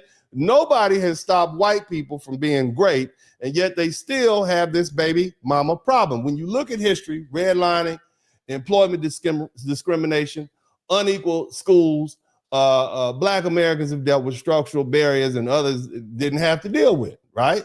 They didn't face the same level of scrutiny that we did. And when the outcomes don't look perfect, the conversation immediately shifts to blame. Now, nobody's stopping white people, as I said, nobody's stopping white people from being great. And see, and this is where it gets real uncomfortable. If you're going to point out single motherhood as an explanation for everything, then you have to apply that same logic across the board. You can't sit up here and say it's a sign of cultural failure amongst black folks and then turn around and soften it when it comes to white folks and anybody else. Because when you look at the numbers, you're still dealing with hundreds of thousands of single white women, between 560,000 and 600,000 every year giving birth out of marriage. And that's not a small issue, and it's not a small number. That's not an outlier. And see, that's a major ongoing pattern in American society. So the question becomes, what does that say? If you got one group of people who has had more access and more time and fewer systematic barriers historically, and you're still seeing those outcomes at that huge scale, then it tells you something bigger is going on, not something isolated, not something you can pin on one community. It points to a broader shift in family structure, economics, and culture across the country. That's why framing it, trying to frame it as though it's a black problem falls apart under any sort of scrutiny. Because see, once you step back and look at the full picture, what you're really seeing is a national trend that cuts across racial lines. If anything, it forces a deeper question. Are we looking at a breakdown tied to one group, or are we looking at a larger structural societal change affecting everyone? And so when people bring up single motherhood as an explanation for everything without context, without comparison, without consistency, then what they're really doing is avoiding that bigger conversation. And when you bring numbers into it, that narrative starts to fall apart. Now let's go deeper into the culture, okay? We want to go deeper into the culture, but the first thing we need to do, okay, the first thing that you and I and everybody watching this broadcast need to do, I need all of y'all to come in tight and pay very close attention. I need y'all, are y'all listening to me? Are you all listening to me? Huh? I need you to listen to me right now, okay? Let's get in here. Make sure y'all subscribe to the channel. Let me see what my subscriptions look like. We ain't taking a break, but you all need to go ahead and, are you learning something? If you hadn't learned anything, you just hard to teach. But if you learn something, I should earn something. But in the meantime, I need y'all to make sure. Apparently, YouTube took 20 of my subscribers away for whatever reasons. I need you all to make sure you are still subscribed to the channel. Please subscribe to the channel right now. Take the time to subscribe to the channel. I'm checking to see what my subscriptions look like right now. I need you all to take the opportunity to subscribe to the channel. You'll never get another person as bold as me. I need, I need approximately 18 people to subscribe to the channel so I can get to 92,600. I need 18 people to subscribe to the channel so I can get to 92,600. Okay, so take the time and hit your little button and subscribe to the channel right now. I know you hear me. I know you hear me. I know. I'm looking at you. You right there. You with your phone like this on the side of your face. I'm looking you in the pickup, you in the truck with your phone down there listening to me in your truck. You riding across the country. Yeah, you. I need you to subscribe to the channel right now. Don't play. All right. Go ahead. Go ahead. You sitting in there ignoring your girlfriend, listening to me. Go ahead and do it. Go ahead. Everybody who have something else to do and you sat up here and decide to listen to me with your earphones on, subscribe to the channel right now. I'm talking to you. I'm talking to you. Yes, you. Is he talking to me? I'm talking to you. You with the shirt on. I'm talking to you right now. And I'm talking to you too, lady. I'm talking to you with the bonnet on your head. All the women with bonnets on your head. Every woman with a bonnet on her head. I need you to subscribe to the channel right now. All right, fellas. All the fellas with crusty feet. I need you to subscribe to the channel right now. I need my crusty feet crew. All the brothers that have not put lotion on their feet and they got ashy ankles. I need you to subscribe to the channel. All the white supremacists who are waiting around for me to to get the black committee to issue an official apology. I need y'all to hit the subscribe button now. Go ahead and do it. All the angry Muslims, all the angry black Muslims, I need you to come in here. I need you to subscribe. You need to hear this. You need to come on up in and hear this. I need 6 more people to subscribe to the channel right now. All you angry, come on. Come on now. Don't run from it. Don't just be happy it's not your day. Just be happy it's not your day. I'll be on them. When people die, I give them their day. Haitians, they caught hands last week. The poor Haitians, they was like, what are you doing to me? We are doing. Yeah, I caught hands. It's not your day today, baby. Subscribe to the channel today. Go ahead. We need 5 more people to subscribe to the channel, and I get back to work. I need 5 people. Out of 600-700 of y'all, I need 5 folk. You send this to a friend. Send this to your Muslim friend. He about to do his hadith. He over there, talking about don't eat pork. Send him this. Next time you say, that's why I've been eating them pork rinds in front of you right now. I didn't know. Yeah. I need 5 people. All I need is 5 people to subscribe to the channel, and we will be at 92,000. Okay, I need 4 people. Don't hate watch. You're not gonna sit up here and hate watch me. You're gonna subscribe to this channel. 3 people. I need 3 people to subscribe to the channel. I need 3 more people. Look where we at. I want y'all to see where we at. Okay, see that? See, you can't see. It's almost. I need 3 people to subscribe to the channel, and I get back to work. I got more to say. I'll talk to you. 2 people. I need 2 people. I got 92,598 people. Subscribe to the channel now. 1 person. I need 1 person to get me to 92,600, and I get back to work. I'm gonna get back to work as soon as y'all give me my 92,600 people. There we go. Praise God. See, that wasn't so hard, was it? Now let's get back. Let's get back to where we at. I'd like to thank all the crusty feet people, all the ladies with bonnets on. Okay. I'd like to thank all the angry Muslims, all the white supremacists. Everybody's welcome here with Uncle D, baby. Everybody welcome to get this work. Uncle D is passing out the truth over here. I'm here to hurt your ears, make you feel bad. Yeah. Next time they tell you don't eat that pork sandwich, brother. You know you worshiping the damn racist ass religion. You got that brother-in-law trying to, yeah, man, when you gonna come down to the mob? You know you're racist, man. But anyway, right. Thank you there. That wasn't hard, was it? It wasn't hard. Shout out to everybody. Now let's get back to work. All right, I appreciate y'all. All right, I shouldn't have to beg. Shouldn't have to beg for y'all to subscribe to the channel. But anyway, again, when Black celebration gets turned into a problem, and that's what we see. And how do we get here today? We got here because this young lady, for you all who weren't here at the beginning, it was this young lady who had these things to say about Realize is hood prom and baby mama culture are like this. You can't have one without the other. You can't have hood prom or the baby shower stuff or the gender reveals or anything like that without baby mama culture. Because the reason why the dresses are so extravagant in the cars and the show and the presentation is because this is the closest these girls will ever get to being a bride. In the Black community, I'm sorry to say it, actually, no, I'm not, because it's the truth, especially in lower income households, there's not as much of an emphasis on family anymore. These kids aren't getting married. They're going to be baby mamas and baby daddies, so they're never going to have a wedding. These girls are never going to walk down the aisle. Some of them probably will. Hood things exist. All right, so you heard what she had to say. So let's go ahead and really break this down.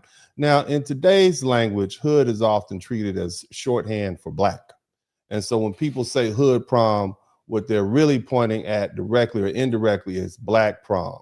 And what we're seeing once again is a pattern. Black experiences and celebrations getting pulled apart, analyzed, and then reframed from people outside the community as some kind of social or economic problem. Instead of letting something exist as a cultural expression, it gets turned into a diagnosis. And this doesn't just happen with a prom. It shows up anytime Black people are celebrating anything. Somebody type Black joy in the chat room. All right. So let's talk about Juneteenth. It marks a real historical event. This was the delayed announcement of emancipation in Texas in 1865. But every year, instead of just acknowledging the history, you'll see commentary saying, "Oh, it's unnecessary," or that people shouldn't be celebrating, or that it's being overdone. And the focus shifts from the meaning of the holiday to questioning why Black people are celebrating it at all. And then there's Kwanzaa. Now, a holiday built around cultural identity, family values, like unity and self-determination. And what happens? It gets mocked. People call it fake, made up, irrelevant, ignoring the fact that all traditions are created by people at some point. I mean, name a holiday that's not made up, right? And so you complain about Kwanzaa, but you celebrating the Easter bunny and hiding eggs has nothing to do with Jesus Christ at all, okay? Neither does Santa Claus and the birth of Jesus. Instead of engaging in what it represents, the conversation becomes about tearing it down. Even Dr. MLK, Dr. Martin Luther King, his day isn't immune. A day meant to honor one of the most important figures in American history somehow gets reduced to debates about whether people deserve a day off or whether the country should still be focusing on race. Again, the celebration gets reframed as a problem. And the pattern is consistent no matter what the event is, whether it's a holiday or a cultural moment or something like a prom. There's always somebody ready to step in and say, why are you Black people doing this? Or shouldn't you Black people be focused on something else? The argument is always the same, that celebration is a distraction, that there are bigger issues, that time and energy are being wasted. But notice what's happening beneath the argument. Shout out to my man, Phu Quan. Notice what's happening. The standard being applied is one that says Black people don't get to celebrate until every problem that we ever had or could have is planned for and solved. Every moment of joy has to be justified. Every cultural expression has to be explained. And if it doesn't meet someone else's expectations, it gets labeled as irresponsible or misguided. And see, that's how other communities, that's not how other communities are treated. Nobody tells other groups to stop celebrating their traditions until their social issues are fixed. Nobody demands that Hispanics or Jewish people or African people. I mean, you got people from other countries celebrating holidays in this country that have nothing to do with this country. But nobody demands that every holiday or milestones serve as a practical purpose. But when it comes to Black people and Black cultural celebration, it gets questioned. And over time, that constant criticism shapes perception, and it creates a narrative where Black life is always framed around struggle. And any visible joy, somebody type Black joy, gets treated like it's out of place or worse, undeserved. You see? Now, hood prom.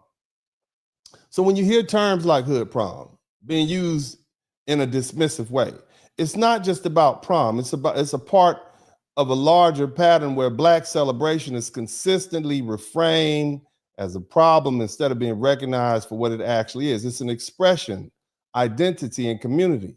Now at its basic level, hood prom simply refers to prom experiences connected to inner city or predominantly Black communities. And in the neutral sense, the word hood is just celebrating a cultural environment. It's not automatically negative. It's pointing to a style of celebration that may look different from the traditional image of prom being held in some quiet ballroom in Utah somewhere, but with some formal atmosphere and some slow, boring music playing.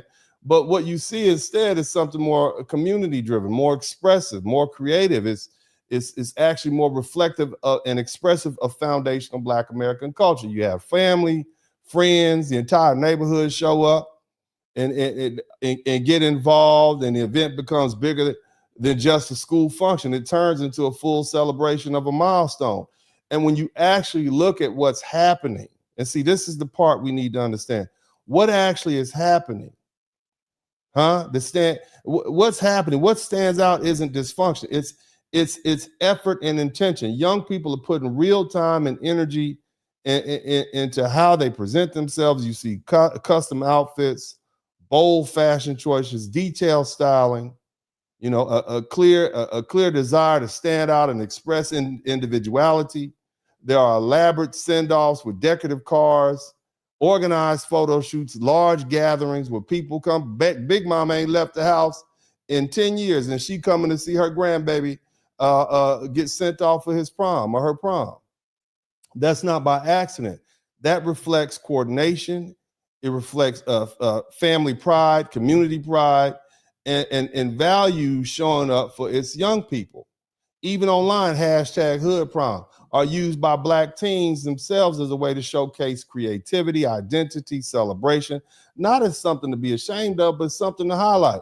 But see, once the term hood prom moves into online spaces like TikTok, right, and Instagram and YouTube, then the comments section starts popping off. The meanings start to shift. It stops being descriptive and starts being dismissive. People use it as a coded language, a way to imply that something is ghetto. That's what they really want to say. They really want to call it ghetto prom. They want to call it low class prom. They want to call it chaotic prom. They want to treat it as though it's not serious. And that shift is important because it shows how quickly a neutral description can be turned into a negative judgment. You can have a video of a well-dressed teenager wearing a high-end outfit, arriving in luxury cars, participating in organized events, and people will still label it hood prom in a way that strips it of its value. And at that point, the term isn't about what actually happened anymore. It's about how the viewer chooses to interpret it. The same event that could be seen as a display of pride, effort, and celebration gets reframed as wasteful, irresponsible, and misguided. And that reinterpretation doesn't come from the event itself. It comes from the assumptions being placed on it. So when we break it down, there are really two meanings operating at the same time. On one hand, there's the neutral meaning, prom culture, coming out of the inner city or Black communities, rooted in creativity and community and involvement and self-expression. And then on the flip side, there's a more online usage, a slang level that's sarcastic and negative, used to stereotype and mock Black people. And understand the difference matters because it shows how language can be used either to describe reality or to distort it in a way that reinforces predetermined narrative. Now, one thing we have to understand is this.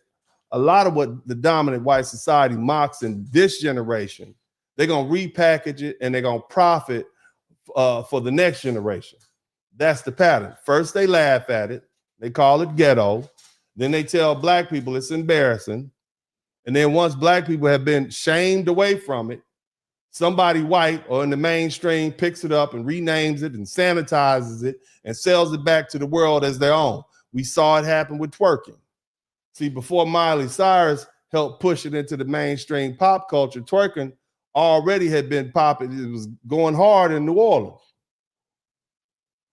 They used to call it pee-popping. Somebody typed pee-popping in the chat room. They call it pee-popping. It wasn't twerking. Okay? Pee-popping, right? Before it hit the pop culture, pee-pop was going in the 80s. They was doing that. So twerking already had deep roots in black dance culture in the African diaspora down south. And then after Miley Cyrus 2013, the VMA performance, you see, they openly debated whether or not this was a misappropriation of African American culture, but it blew up. What had been mocked as not dancing suddenly became a trend. And pop culture was a spectacle, even part of workout culture. And we also saw it happen with the blues and rap and rock and roll. And somebody said, how I know so much about pee-popping? Because I went to Grambling State University and I was over there at the Renaissance, the little club called the Renaissance with one way in and one way out. And I got there in 1992, and I was up there doing my California dance, and one of them little New Orleans girls started pee-popping on the front of my pants, and I'm like, hold up, baby, hold up, what's happening? Hold it. Yeah, that's how I learned about it. I learned about it the right way. I was up in there with my shirt off, like, yeah. That's how I learned about pee-popping. You know, bounce bitty bounce for a bottle of wine, bounce bitty bounce for the second line. Yeah, I know all about that, you heard me? But anyway, like I said, they did the same thing with blues and rap and rock and roll. They used to dismiss blues as vulgar and sinful. They called it the devil's music. And yet it became one of the foundations of modern American music. Rap was dismissed for years. They said it wasn't really music. They wouldn't even play it on MTV. They said it was a fad. But now hip hop dominates the global culture. And people still argue over whether rap belongs in places like the Rock and Roll Hall of Fame. And let's not forget Little Richard. Since we're talking about rock and roll, Little Richard, a black man, is widely recognized as the architect of rock and roll, even as white artists were often elevated and rewarded more quickly by the mainstream. He was the one that they took the style from. Okay? Tutti Frutti, he talks about that. Oh, Rudy. Hell, even when you start looking at black women's bodies, they used to pathologize black women's natural bodies for years. Having a big wide booty, somebody type wide booty in the chat. I like somebody type big wide booty and full hips and thick thighs, and they mocked that.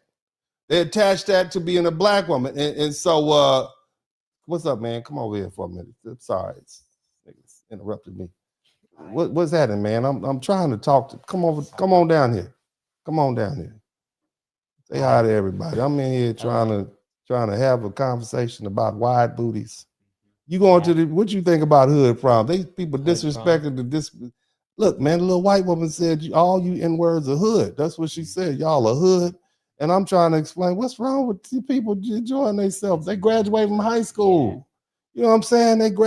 Hey, let me tell you something, and we're going to talk about this a little later. So this is Roman. Roman got a nice little BMW that daddy bought. And what the white man asked you? Come back there. And then the same white man turned around and asked me if it was his car. Yeah. And told me, well, you don't seem like the type of father that'll buy your son that car. Then the same white man, we in the car together and he driving. What the white man asked you again?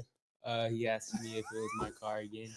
And what does that tell you about this white man? A little jealous. A little bit jealous. They be watching. I be telling you, son, they be white. Keep them white folk out your business. Don't let them get in your business, boy. Don't bring no white gals to my house. I'm gonna tell you that again. Okay. Don't I tell you that? Yeah. Bring them white girls to my house. I know you got good hair. You know he get his hair from me. Come on, put your head down in here. See, I got that greater hair too. I just have to put water on it. If I put a little water and baby oil, it'll curl up like that. It will. Yeah.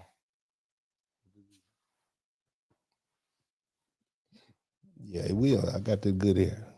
Just like I got some spots, you know, I got to, but I got hair just like that when I had all of it was, you know.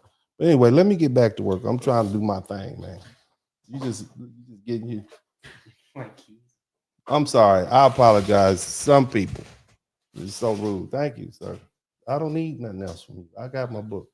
Thank you. I'll be reading books. Shout out to Dr. Tia San Johnson. Y'all need to check this book out. Anyway, let me get back to work. Excuse me for that rude interruption. Okay, what were we talking about? Well, we were talking about wide booties. We was talking about wide. Was that what we left off? Somebody type wide booties in the chat room. Yeah, wide booties. Somebody type Sir Mix-a-Lot. I like big butts because I cannot lie, right? Yeah, you remember that song?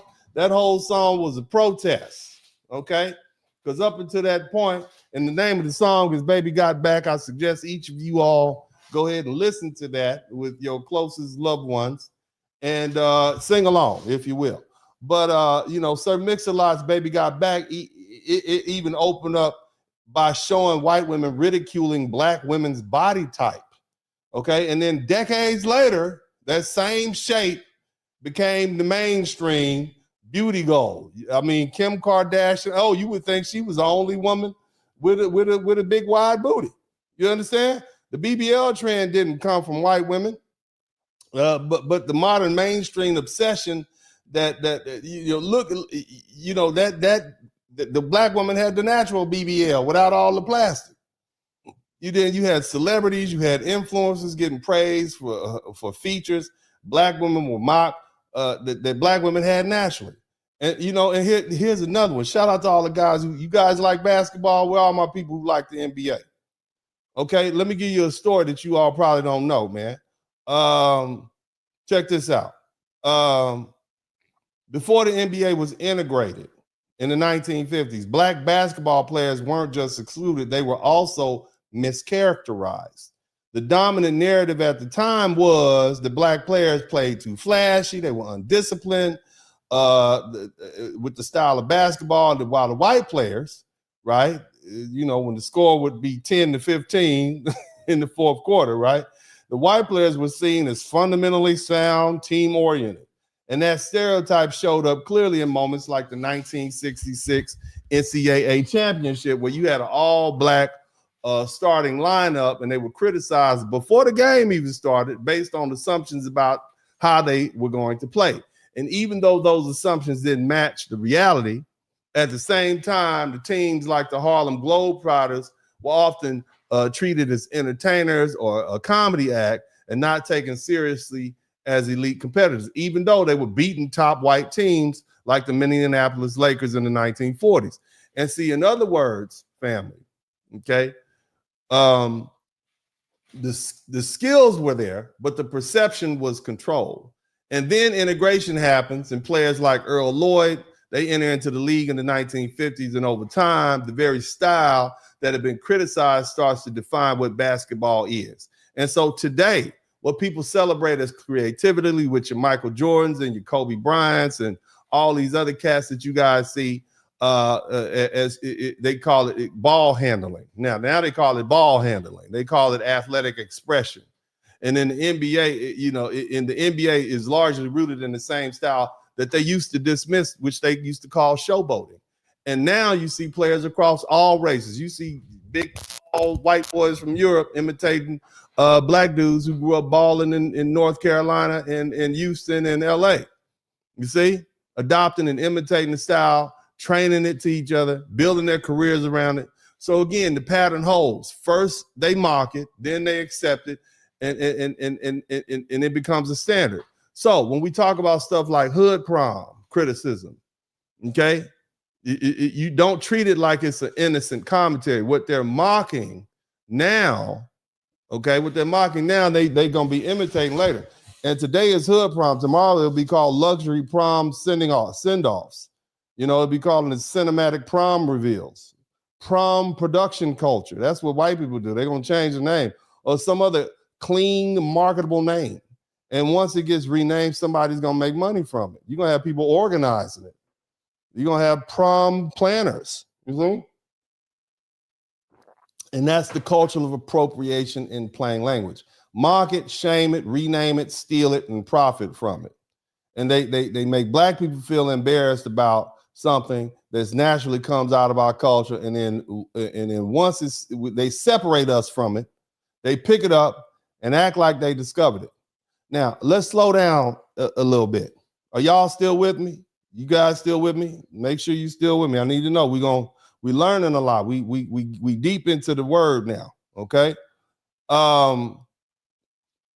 Before anybody critiques hood prom, the real question is what's actually being celebrated. Shout out to Crook 6218. What's being celebrated?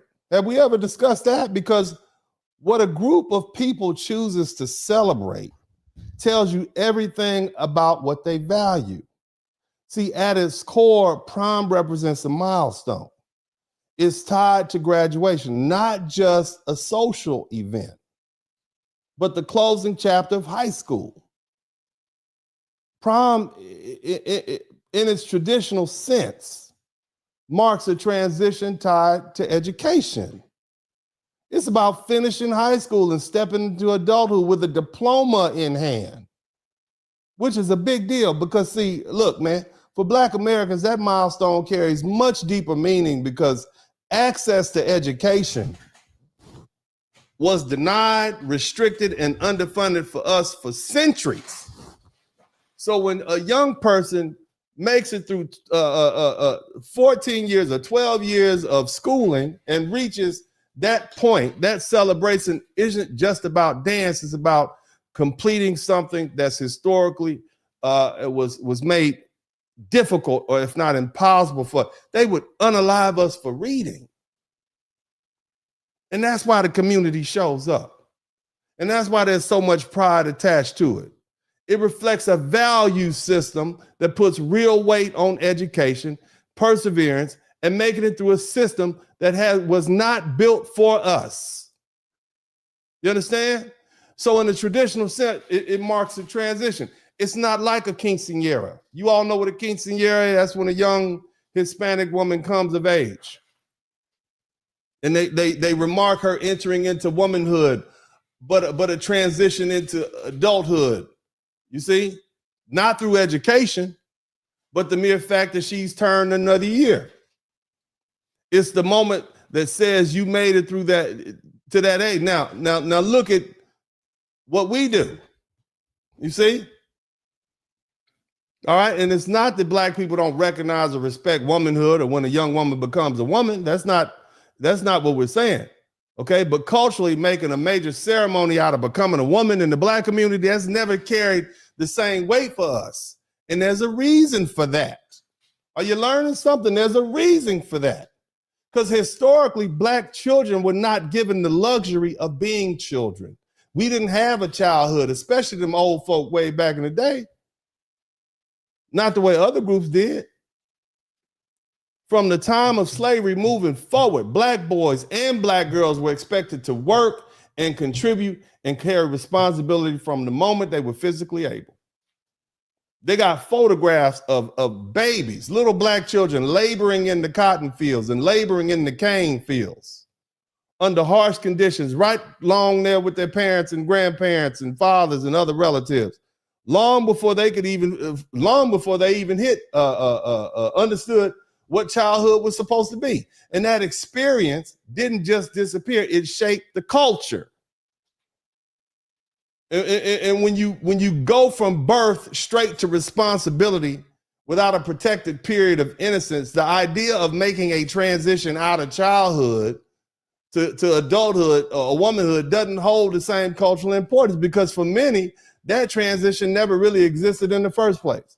So instead of placing emphasis on symbolic rites or passage into womanhood, the culture has historically placed more value on tangible milestones like completing school and gaining independence or achieving a stability. That's not neglecting womanhood. That's reflecting a lived experience where survival and growth took priority over ceremony.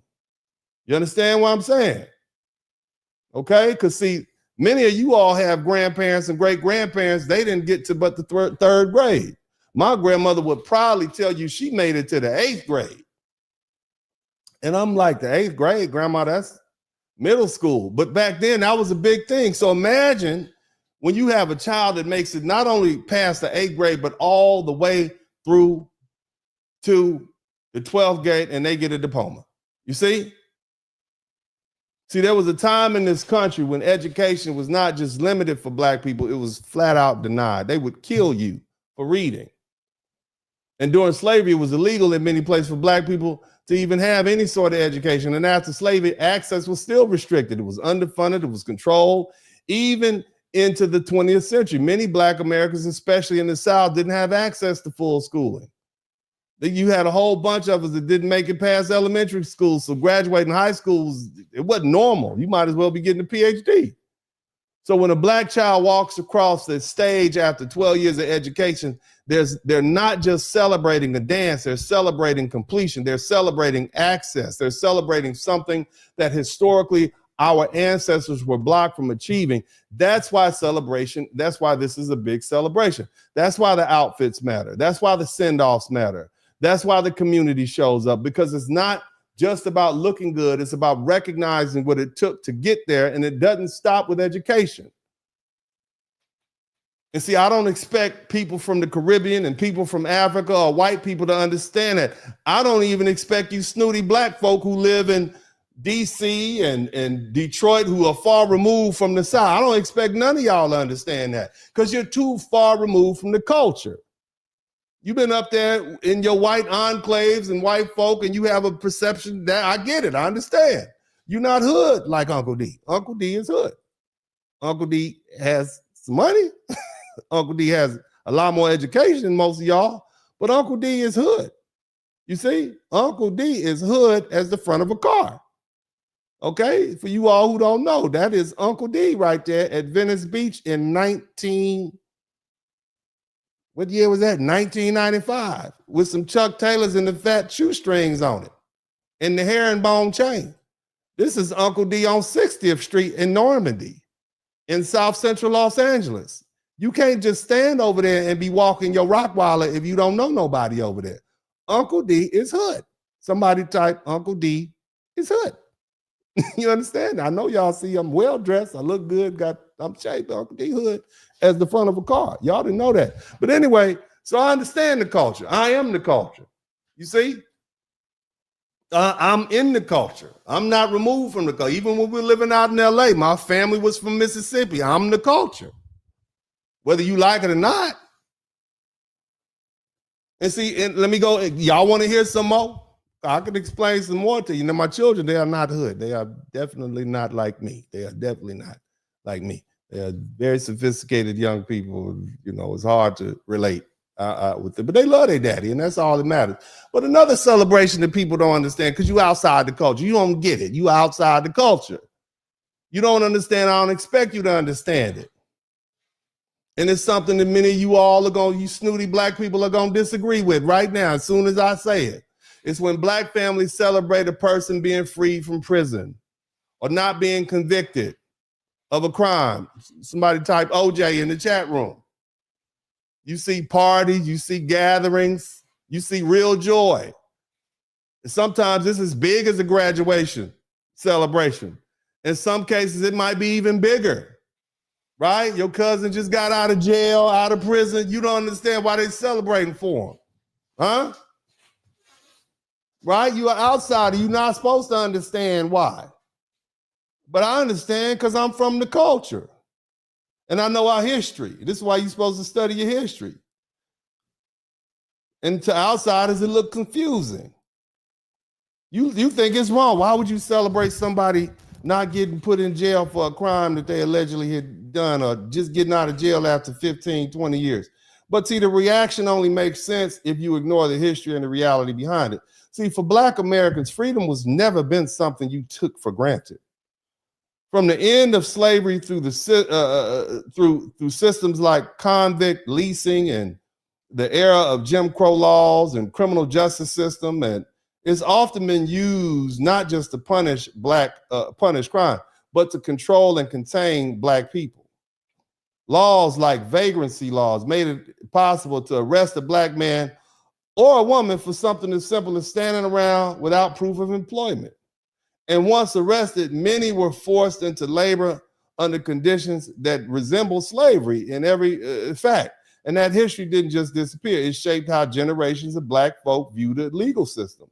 Even today, the numbers show that why the mindset still exists. Black Americans make up 13% of the population, but still we account for 450 to 500,000 incarcerated people in prisons and jails right now. Now, there's been a significant decline in mass incarceration. See, at the peak, when many of you all who are listening to me were young in the 2000s, there was 2.3 million people locked up in the United States, and there was about 870 to 920 Black Americans, mostly men. Today, it's about half that number. We're closer to 450 to 500,000. Now, nobody's going to tell you that. They want you to think everything's all bad and everything's horrible, but these young people are not going to jail like that, okay? Keep that in mind. Y'all can use those quotes. Look it up. That's a real reduction. That's over half. That's hundreds of thousands of fewer people, but the disparity hasn't disappeared. Black Americans are still incarcerated at several times the rate of white Americans. Even though more white people commit more crimes, they still put us in jail more. And you understand what I'm saying? But but here's the thing. On top of that, some of the study, you can look at the exoneration rates of Black people, and you see that we have projects like the Innocence Project. Black people are far more likely to be wrongly convicted, and in some cases, as much as 7 times more likely when it comes to serious offense. If the judge is having a bad day, you might go to jail. So when a family member throws a party for a cousin or an uncle or a brother or a father coming home from prison, what they're really saying is you made it through something that could have taken your life, your future, and your identity. That's not glorifying incarceration. That's recognizing how serious it is to lose your freedom and how meaningful it is to get it back, especially when it's so easy to have these trumped up charges. And when you compare that to something like a college graduation, it starts to make sense why celebrations can just be as big. Graduation represents achievement, yes, but coming home from prison represents survival. And in a culture shaped by a long history of having our freedom denied to us under law, because it was legal to put people in, it was legal to have Black slaves, okay? It was legal, right? In that regard, survival carries just as much weight, if not more. And that history just didn't disappear. It shaped the relationship between the Black community, the criminal justice system. And so when a Black man comes home from prison and his family throws a celebration, that's not just dysfunction. That's the community saying, you free. You made it back. You still here. You see? And so I want y'all to, that's the culture. I know y'all learning something. I'm proud of me. Anyway, let's keep it more. Another thing that they think is odd about our culture. So we talked about hood prom. We talked about why we throw parties for people who come home from prison. What about these funerals? Somebody type funeral in the chat room. I know what I said. Somebody type funeral. You know, homecoming service. Somebody type funeral. And then I said, I know funeral. I get it. Somebody type funeral. Like your great auntie would say it. Huh? Because see, right beneath the conversation about celebrating someone's home, coming home from prison, you have to understand another tradition that often gets misunderstood by outsiders. Black funerals. We call them homecoming service, going home, right? To outsiders, a funeral is supposed to be quiet, right? It's supposed to be solemn and respect, right? It's supposed to be sorrowful and pure. You know what you've been in folk funeral. You know what them folk funeral look like. It lasts about 25, 30 minutes and everybody's crying and whatnot. We do some crying too, a little wailing.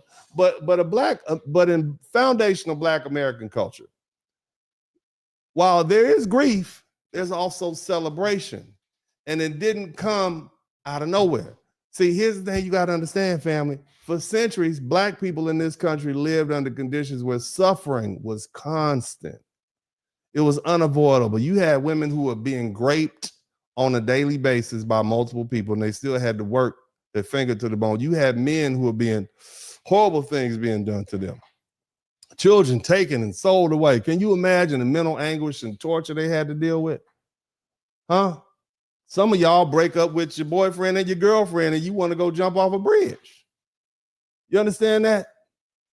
And there was no escape for us. During slavery, even long after under systems of racial oppression, we had to deal with. Look, life could be so harsh. I mean, can you imagine? When life is so harsh that death was sometimes understood as a release from suffering. That doesn't mean people wanted to die or encouraged it. It means they understood in a very real way that a person who had passed away was no longer under the weight of that hardship. They were free. You understand what I'm saying? They were finally free because there was nowhere else to go. If you ran away, they caught you and bring, where you gonna go? You ain't going nowhere. So in that context, a Black funeral wasn't just about loss. It was about acknowledging that a person had endured, had made it through, and was now finally at rest. And that's where the celebration comes from. See, Black homecoming services include music, they include singing, they include storytelling, and moments of joy alongside mourning. You might hear gospel songs. You see people dressed in their best. You watching family members share stories and bring both tears. Somebody's gonna bring the potato salad, real potato salad. You understand what I'm saying? So you go to a Black family after the services, or after they put somebody in the ground, they might be playing music. It's joyous. They're free. That's intentional. It reflects a belief system rooted in faith, resilience, and the idea that life continues beyond this one. It's not about ignoring pain. It's not about refusing to let pain. It's about refusing to let pain be the only story told. And historically, these gatherings were also one of the few spaces where Black people could come together and freely express their emotions openly and reinforce community bonds. In a society that restricted our movement and our voice and our expressions, funerals became one of the few moments where people could fully show up for one another. And so when people look at Black funerals and think it's too celebratory, they're too loud, they're not serious, they're mocking the dead, they're missing the point. What they're seeing isn't disrespect. It's a different relationship to life and death, shaped by history, shaped by our culture.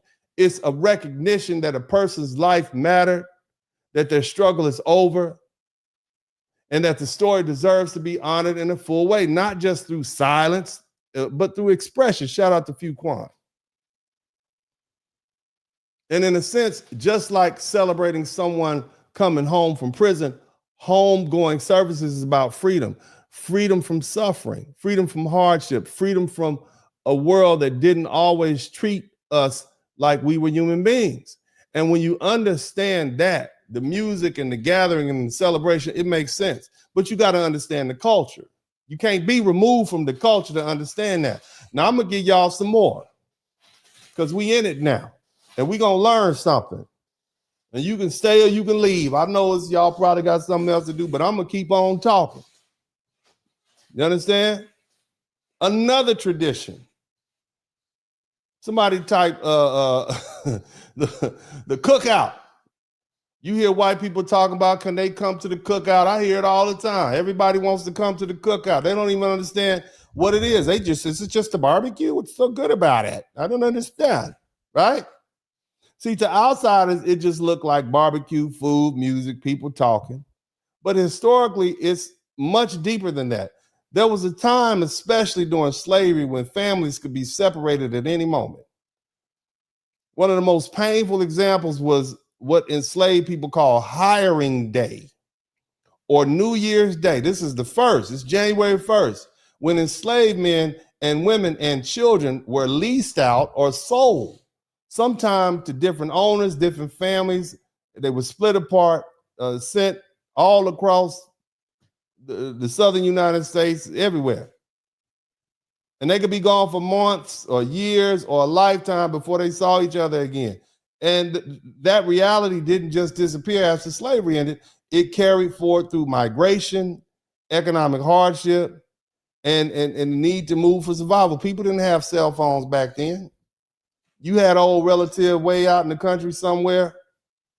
You wasn't going to talk to your mama or grandma. Next time you just hear about who died. Or somebody would have to come from Mississippi to Chicago to let you know what was going on back home. A home that you might hadn't seen for 10 or 15 years. And so during the 20th century, many Black families were still being separated. And this time it was through the Great Migration when millions left the South for cities in the North and the Midwest to escape violence and segregation and limited opportunity. People left places like Arkansas, Mississippi, Alabama, and Louisiana. It was real pressure and sometimes even fear for their lives. And they moved places like Chicago and Detroit, New York, and Indiana, and Ohio, states like Ohio. They moved, Wisconsin. And once they moved, communication wasn't easy. Like I said, there was no text messages and cell phones. There was no quick travel. You might go years without seeing close family members, people you love, parents, siblings, even your own children in some cases. Shout out to Big J. So when families did come together for the cookout or the family reunion, when you did get together for the cookout, it became more than a meal. It became a reunion point, a space to reconnect, to see who made it, who grew up, who survived. You got food, you got music, you got laughter, you got storytelling. All of it serves as a purpose. It's about rebuilding bonds. We are social creatures. We're human beings. This is social bonding. And so bonds that were historically broken, sometimes repeatedly. It was about creating a sense of continuity, introducing your children to their cousins, introducing your children to their grandparents, letting them see where you grew up. You see? So when you see Black families talking about the cookout, that's big, it's loud, it's full of life, it's full of joy, you understand what they're looking at. It's not just the barbecue. It's a reunion of sorts. You're looking at people who for generations were denied stable family structures, denied the ability to stay together and because of the law and because of the way the system was set up, and still found a way to rebuild those connections. What looks casual on the surface is actually deeply rooted in history. It's not just a cookout, it's a reunion, it's a restoration, it's a community being put back together, even if it's just for a day. Now, another thing, because they putting judgments on our value system, right? Let me tell you something else. A lot of you very successful Black people, you still want to see your sons especially do well in athletics, don't you? Why is that?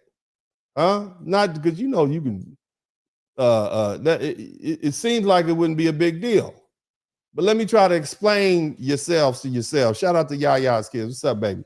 Let me try to explain you to you, because many of you all are so far removed. You've rejected the culture. You don't even understand your operating system. All right, so let's look at this.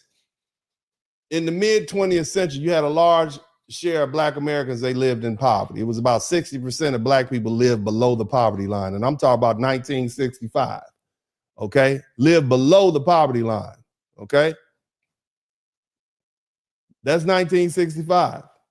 That's not that long ago. That's within basically a few years before my life started, right? We were still close to an agrarian way of life shaped by sharecropping and farm labor. Many of you had family members who were sharecroppers. There was pockets of prosperity. You had folks in Detroit and LA and New York, Black folk doing well.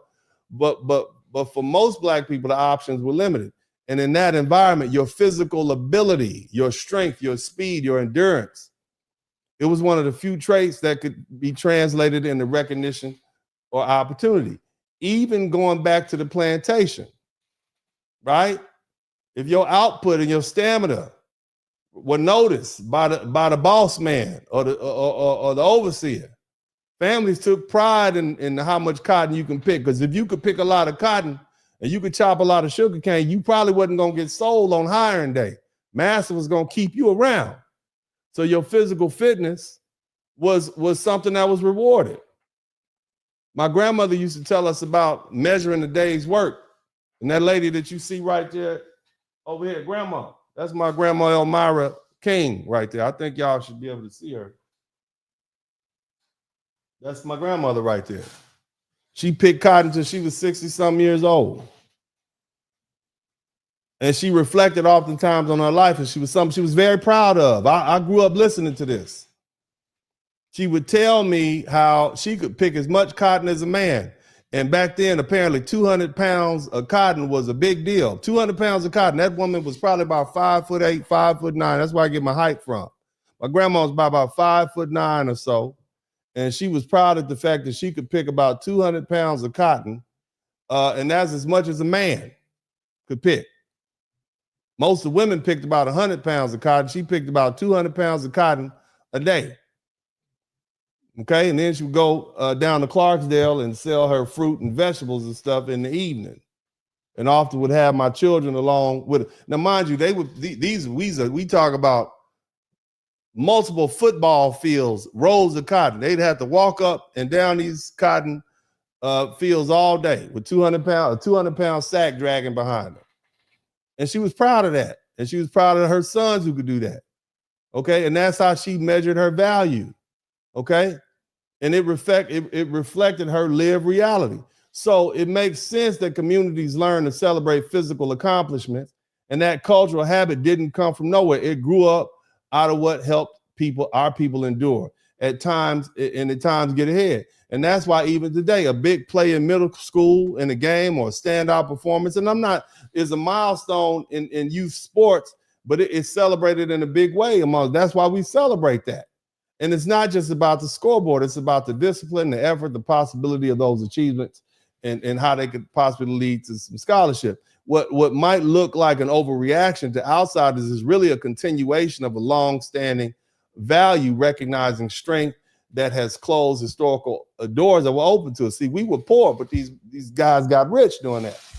Now, it's changed. Things have changed now, haven't they? See, historical data supports just how central sports were as a pathway to success in the middle class. Let's look at the Major League Baseball.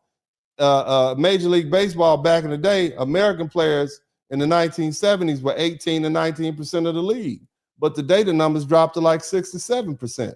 And at the same time, the league has seen a major rise in players from Latin America, especially countries like the DR and Venezuela, where baseball has become a primary way out of poverty. In other words, the role that baseball once played for foundational Black Americans, in part, has shifted to other communities that are facing similar economic pressures.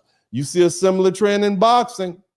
If you go back to the 1970s and 80s and 90s, I mean, boxing was dominated by Black American fighters because it required minimal resources to enter, and it offered a direct route to financial success.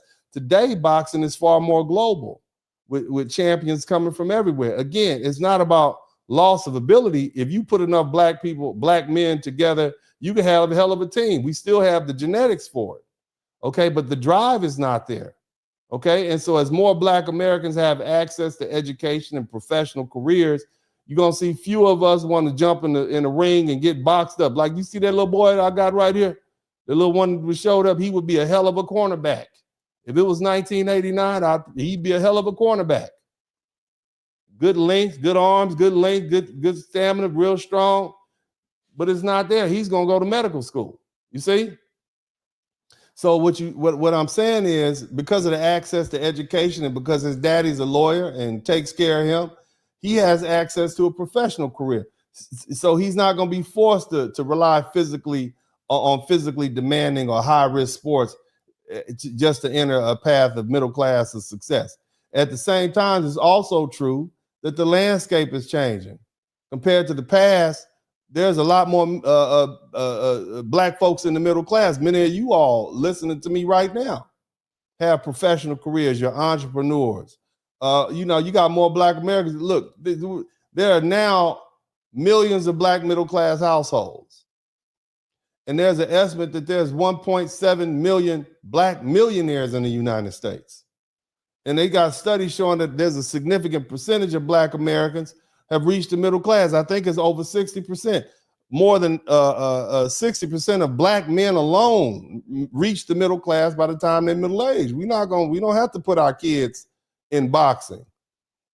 So you don't see that the same concentration in certain sports as it was in previous. I'm not saying it's not there. I'm just saying it's not as many of us because we have other paths to success. You see, again, it's not the ability has disappeared. It's that we have other viable options. You understand? So the culture reflects both the realities at once. We still celebrate athletic success because it's rooted in history and community values, but it's no longer the only path people feel they have. It has, as opportunities have broadened, the celebration remains, but it sits alongside a wider range of goals and achievements. You understand? Now, let's just be honest. Okay, are y'all still with me? Let me know. Are you learning something? Let's really explain what's really going on. Okay, what's the real problem? And you know how we got here today.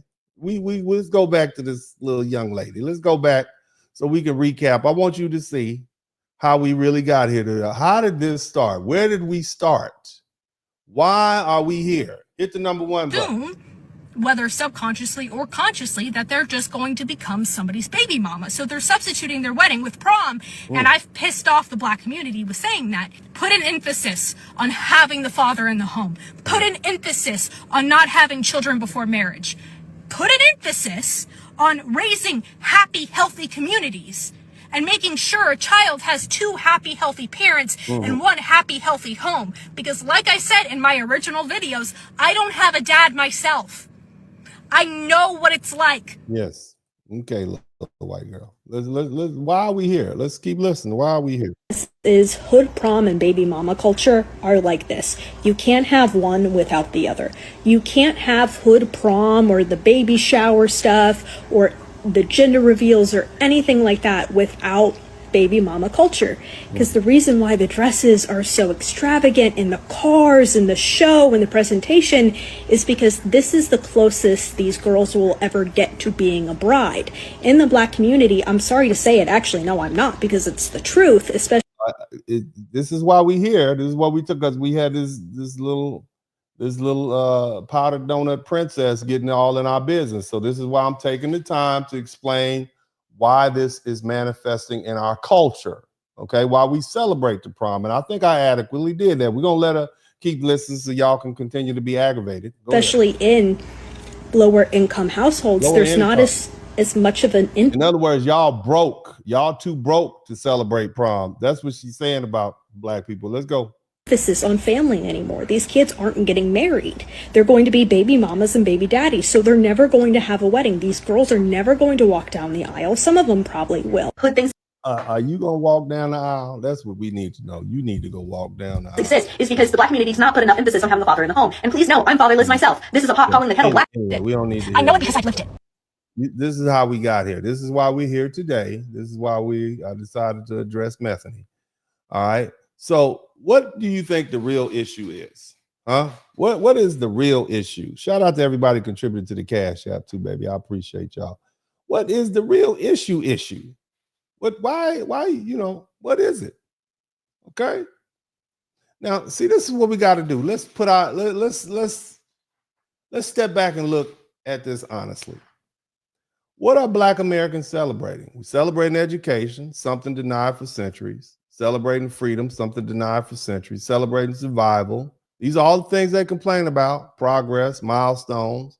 We're celebrating homegoing services where life is honored, not just mourned. We're celebrating relatives coming home from prison because freedom still matters to us. We're celebrating cookouts and reunions because families were once torn apart and had to fight to stay connected. We're celebrating athletic achievement because generations of physical excellence you got rewarded for that on the plantation where you could pick all that cotton and do all that work. Shout out to B. Hunter. And that's not a broken value system, family. That is not a broken value system. That's historically an informed value system. And this is where the real tension comes in, because when people see Black joy, unapologetic, visible, expressive joy, they don't process it as joy. They reinterpret it, they shrink it, they try to explain it away. A prom becomes a ghetto prom. A graduation becomes a money spent on graduation becomes wasted priorities. A homecoming prom, a homecoming from prison becomes glorifying the wrong things. A funeral becomes too celebratory, not solemn enough. And a cookout becomes what? It becomes extravagant or hood or whatever. But the celebration itself gets turned into a problem. It's the celebration that they have a problem with. Okay? Because see, we need to be honest about what's really going on. There are people in the dominant society who have been conditioned consciously and unconsciously to measure their position by comparison to us. And when the expectation is that Black life should be defined by struggle, then visible joy disrupts that expectation. It creates friction in their own little mayonnaise-like mind. Because now the image they've been taught doesn't line up with what they're seeing. So what happens? They look for a way to explain it away. They say, oh, it's irresponsible. They say it's excessive. They say it's misdirected. That little white girl ain't got a daddy in her life and she worried about what you doing. She needs to look in the mirror, right? See, it's not that the celebration itself is wrong, but because it doesn't fit the narrative that they're comfortable with. And see, and historically, you see this pattern. Periods of social tension and backlash by white folk often line up with moments when they feel uncertain about their own standing and social standing and money and financial situation. When that happens, these same people look for explanations and comparisons and sometimes ways to reassert control over how things are interpreted and how we feel. They want to kill some of that Black joy. That Black expression, especially joy, becomes something they try to reframe or destroy it. Because joy, when it's visible and undeniable, it challenges those assumptions. It challenges the idea that struggle is the only story that Black Americans are supposed to be able to tell. You see? It challenges the idea that success has to look a certain way, and it typically has to be white, according to them.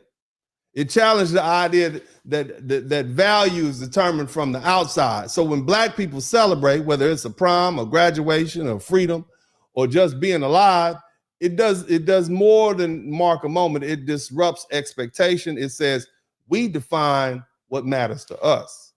And for some people, you know what people I'm talking about, that is very uncomfortable. But the truth is simple. Black joy itself becomes the problem for people who are uncomfortable with it. And once you understand what's being celebrated, the criticism stops making sense. You celebrating kids graduating from high school? They should be having 2 or 3 parties for that. But see, once you realize that, what you're left with is not a genuine concern. It's discomfort. It's discomfort with the fact that despite everything we've had to deal with, we still find joy. We're still joyful. And no label, hood prom or anything else, is going to take that away. So what's the real problem? The real problem is anti-Black racism mixed with insecurity and jealousy and the need to feel superior. And white people have been brainwashed to believe that Black people are supposed to be beneath them. And so when they see Black people succeeding and celebrating and building businesses and graduating or simply living well, it disrupts that worldview. Like that white man to keep asking my son if that's his car, like a broken record. But instead of accepting that Black people can be talented and disciplined and intelligent and successful on their own merit, they search for excuses. Here's one: DEI, cheating, lower standards, handouts, or some other explanation that makes Black achievement seem illegitimate. So the issue isn't really prom. It's not money. They don't give a damn about you and whether or not you go to college. You think they want you to go to school? Huh? You think they care about the Black family structure so much that they're concerned about single mothers? They need to focus on their own 600,000 single mothers that they making every year. Where them white boys at that keep knocking these white women up and now they're giving birth to these single mothers? They're not concerned about family structure. If they would, they'd be concerned about their own. The issue is Black joy. The issue is Black success. Because that makes these white folk uncomfortable because it forces them to face the truth that they were lied to. That they were never better in the first damn place. And there's a quote by Lyndon B. Johnson that sums this up. If you can convince the lowest white man he is better than the best colored man, he won't notice you're picking his pockets. Hell, give him somebody to look down on and he'll empty his pockets for you. That was the Lyndon B. Johnson, that was the president that figured that out years ago. See, white folks are now having to come to the reality. Poor white people, shout out to all the poor white folks. I'm not talking to the elites. The elite white people have been knowing this, okay? I'm talking about you poor whites that are listening to this broadcast right now. All you poor white people, you are the biggest fools on the planet because the rich white folk have left you all befuddled and dumbfounded for centuries. They don't like you either. You think Trump like you, he don't like you either. And you poor white people are having to come to the reality that you were just the beneficiary of a racist caste system that granted some of you all some minor benefits because of your so-called race. And you see this whole system failing around you right now. So the real problem is anti-Black racism. White folks have based how well they're doing on how bad all Black people are doing. That's why it's called anti-Black racism. There was a lady, beautiful lady, Dr. Frances Cress Welsing, who always spoke about how Black is on the bottom and white is on top. You see? And so they base how well they're doing on how bad off you're doing. Latinos try to do the same thing. Asians try to do the same thing. Arabs try to do the same thing. And we just supersede and pass up all of them. And they don't understand it. That's why they got Black fatigue. They tired of seeing us winning. Somebody type that. That's where the Black fatigue is coming from. If we were somewhere poor and dismal and doing bad for ourselves, they wouldn't pay any attention to us. Because they see y'all around here riding around in your big German cars with your nails done and your hair fly, going on vacations and trips, all they want to do is bring up the bad news. That's like you see somebody shining and looking good, you constantly try to throw manure on them. See, when they see Black people objectively doing well for themselves, living well, eating well, celebrating, succeeding, they're not having the same experience. They have to develop some kind of reason for why that is. These folk are addicted to drugs right now. White folk have problems, man. This system is fit. The system, white supremacy was affirmative action for white folk. They're doing bad. And so what they'll do now is they're trying to turn Black success into some kind of pathology or suspicion. If they see a Black person as a medical doctor or a nurse or running a successful business or a pilot, they'll say, oh, DEI. But the irony is this, family. The irony is that the primary beneficiaries of affirmative action and DEI type programs were white women, not Black people. So the same people using DEI as a slur against Black achievement usually don't even understand how these programs actually work in practice. They help white folks. They just use the word as a way to say you didn't earn it. That's what this is about. And if a Black student gets the highest grades in the class and graduates valedictorian, they'll say he cheated or she cheated because they were not trained to just accept the possibility that this Black person earned it. You see a whole bunch of white folk talking about IQ. You see all these knuckleheads on the internet, high IQ. Well, the reason they talk about high IQ because you see a lot of Black people outperforming all of these white folk that are talking about high IQ. And so in their mind, they have to find, well, they have low IQ, but he's richer than you. Well, he still must have a low IQ, but he got more education than you. With DEI, they got to find some way to escape so they can continue living in that delusional reality. They cannot accept the fact that that there may be in this world of worlds, Black people who are better than them. In that moment, it just drives them crazy. Oh my God. But see, it's white people, they have fed into this racist rhetoric for hundreds of years, telling them that they're superior. And some of that came through religion. Some of it came through the politics. A lot of it came through media, whether we talk about newspapers, film, TV, okay? Some of it was been dressed up in the science. You got a whole white racist pseudoscience like eugenics and race IQ theories and so-called scientific racism, claiming that Black people were naturally inferior, less intelligent, more criminal, less civilized. And the media helped carry that message for years. You got the minstrel shows. They would pay to see it. But I told my son the other day, I said, if you ever want to make a bunch of money, all you got to do is open a shoe shine shop in like an airport somewhere. Them white folk will pay you $50 to shine their shoes for 5 minutes.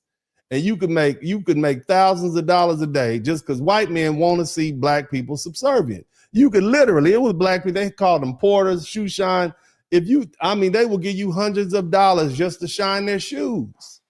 It is a status symbol to have a Black person as a driver or a servant. You understand what I'm saying? This is how they need to feed that. It makes them feel good.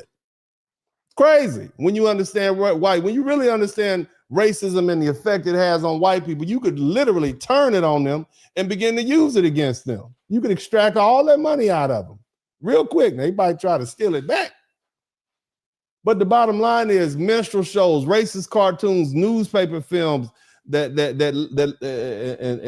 television. It all helped create this repeat stereotype, and it made Black people look foolish and dangerous and lazy or unworthy. Hell, you go to the Smithsonian National Museum of African American History, if it's still there. And the culture, it describes how stereotypes like the mammy were built during slavery and popularized through minstrel shows just to justify slavery and racial hierarchy. Who do you think Oprah Winfrey represented to them? She was their mammy. They made her rich for that. You see? A lot of these YouTubers on the internet, a lot of these Black YouTubers on the internet, they just modern day minstrel shows. They just parroted and saying the same thing the white folk want to say. That's what it is. But objectively speaking, white people, you just human beings just like the rest of us. Now, that doesn't mean white folk don't have their own great qualities and talents and accomplishments. Look, white folks, all the white folk, come on in, white people. I know I've been on you for a minute. It's your day. I know, but the Latinos caught hell. Everybody catches hell over here. It's the truth. I'm the Blizzard King. White people have done a great job at organizing the human and natural resources on this planet. Nobody else has done it like white people. You got to give them that credit. White people have organized and over there and over there. We'll get this. They've done a great job organizing the resources on this planet, haven't they? Now, they ain't shared them with you. They've hoarded them all themselves, but they got great organizational skills, okay? And there's a place in middle management for white people in the future of the earth. Let's not get rid of them. We need them. Don't. Everybody has a place on this planet. But right now, they having to come to some reconciliations about who they really are, and they're going to have to be deprogrammed with the brainwashing. But the bottom line is, every group individually, every group of people collectively, they have their own accomplishments and contributions to the human family, okay? But white folk need to realize you're not Superman. You just who you are, okay? It simply means that they're not automatically better than anyone else, okay? And so when reality doesn't match that brainwashing, they have to reconcile their shortcomings and imperfections with this false belief that they're superior. And too often, the only conclusion they can reach is that Black persons must be cheating, because all this other brainwashing that I heard That has to be true. I have to be superior. So if I'm superior and they're still beating me, they must be cheating or they're benefiting in some unfair advantage or doing something they shouldn't be doing. And when there's no logical explanation, this is where it gets dangerous. See, when there's no logical explanation they find acceptable, that's when they lash out.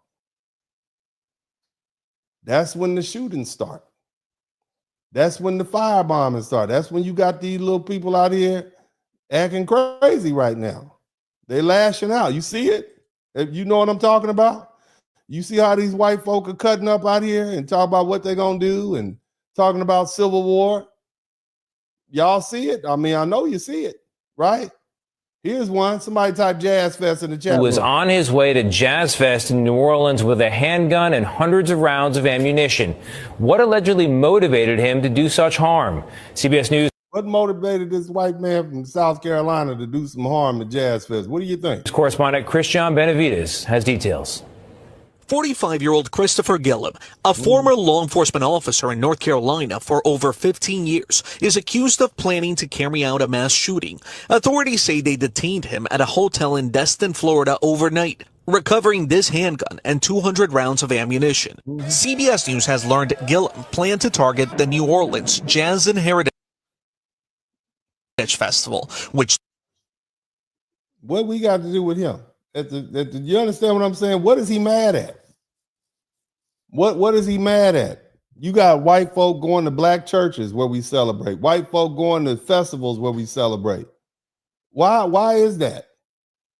Somebody type Black Joy is the problem in the chat. Draws about 500,000 people over the course of 2 long weekends. Today is the first day. A law enforcement source tells CBS News that Gillum had apparently made statements about killing black people. You hear that? This is from today. This is from today. Okay? This is what happens when those white supremacist ideals and that brainwashing collides with reality. Black people are doing very well for ourselves, better than him. And what do you think that does to him? Police say he then planned to commit suicide by cop. This is someone who would have knowledge. He gonna unalive. I mean, just think about that. Why don't you just skip to the unaliving yourself? You understand what I mean? But he wanted to get that satisfaction. This is what happens when your brainwashing doesn't agree with reality. This is why it's so dangerous for people to live in delusion. You understand? But let's keep listening. Of how law enforcement would respond. He would have great knowledge of how law enforcement would respond. Robert Crispin spent over 35 years in local and federal law enforcement. He is a much worse threat than the average person who has no firearm training, who has no law enforcement training. People in law enforcement know how to cover and conceal. They know they have to get in, get out. Authorities were alerted after Gillum's family reported him missing on Tuesday, according to the Associated Press. Police in Florida say they were able to track him down using license plate readers Wednesday night. They tracked him down with them license plate readers. Thank God for the... Keep going. Christopher Gillum is accused of making terroristic threats. He will be extradited to Louisiana. We reached his family by phone, and they said they had no comment. Yeah. You understand what I'm saying? His family snitched on him. They knew who he were. And the cold part about it is a whole bunch of angry folk running around there. But again, this is when that's the lashing out. That's when the firebombing started. That's black during the civil rights movement. You had all these people attacking black people just because we wanted rights that were already on the books. Okay? That's when they began taking it out on our black communities and trying to change policies because when they can't compete, they cheat. You understand? When they can't compete, they cheat. That's what happened in Red Summer. That's what happened in Tulsa, Oklahoma. For you all who don't know, you should look up Red Summer 1990. We're going through something like that right now. People that fought for World War I and came home with expectations of citizenship and dignity, and these white folk attacked black communities and cities across the country. You understand me? The violence of Red Summer affected 26 cities. They burned down homes and businesses and burned up people, shot people, lynched people. You understand what I'm saying? Hell, the damn SAT. Did you know there was no SAT before 1926? It was developed by a man named Carl Brigham. He was a Princeton psychologist, and he was connected to the eugenics movement. Do you know what the eugenics movement is? This man argued that racial and ethnic hierarchy through testing before later walking it back, but that was his earlier claims. But the damage was done. The idea that intelligence could be cleanly ranked and sorted through supposedly objective tests, it became how schools and colleges control access. You got to understand something. Slavery ended. Black people began to do well for ourselves. We were starting to send our children to college and getting higher education. So what did they do? They said, well, we need to come up with a way we can keep these folk out of here. Okay? So you had to pass the SAT and get an adequate score to get in. See, when black people start pushing into higher education, these objective gates became more powerful. And even though their origins were tied to racist and eugenics assumptions. And so you saw the same thing happen in sports. Once black folk began to get in there and dominate, once black athletes began competing and winning, the rules and the narrative start changing. In college basketball, for example, did you know they had banned the slam dunk between 1967 and 1976? They banned slam dunking. And the rule was connected to the dominance of Lou Alcindor. You all know him as Kareem Abdul-Jabbar. I remember watching him play as a young boy growing up in LA on the Los Angeles Lakers with Magic Johnson and the Los Angeles Lakers. I remember that, man. You understand? They banned slam dunking because Kareem kept bashing everybody on the court. That's not fair. White boys couldn't do it. They had this movie out way back in the day called White Boys Can't Jump. White Men Can't Jump. Funny. But the point is not that every rule change in sports was only about race, but the pattern is clear enough to recognize when black excellence becomes undeniable, the response is often to discredit it or restrict it or rename it or regulate it or change the rules around it. Family, do you realize that under the civil rights, you got to see them? See, y'all looking at this in the abstract, okay? But those laws fundamentally change how the country was allowed to treat Black Americans, and it started with the Civil Rights Act of 1964. That was 60 years ago. The Voting Rights Acts of 1965, Fair Housing in 1968. They didn't just promote equality, they dismantled a legal system that had openly enforced inequality. You couldn't come up for generations. You couldn't. It wasn't nothing happening. You understand? Freedom for Black Americans should have began in 1865 at the end of the Civil War. Okay? That's about, what, 150 years ago now? More or less. That's when it should have started. It should have started 150 years ago. But for the next 100 years, our freedom was restricted. Our movement was restricted. Our ability to accumulate wealth was restricted. Some of it was just straight up snatched away from us, and we couldn't use the legal system to get it back. All of that was denied to us up until 1965. So when I talk about this, I want you to understand that Generation X is the first generation of fully free Black people. Let me run that back to you guys. I don't think y'all understand. Generation X, where my X generations at? Type X in the chat room. You are the first generation of fully free Black people in this country.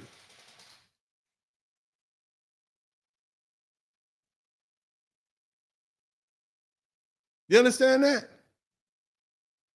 It's when the federal government finally stepped in and tore down the legal system that supported segregation and discrimination, financial Civil Rights Act 1964. It made it illegal to separate people by race. From you couldn't go to a restaurant, you couldn't go to a hotel, you couldn't go to school, you couldn't get the job here, you couldn't use the public accommodations. In simple terms, it shut down the Jim Crow system. It shut down that whole separate but equal that controlled everyday life.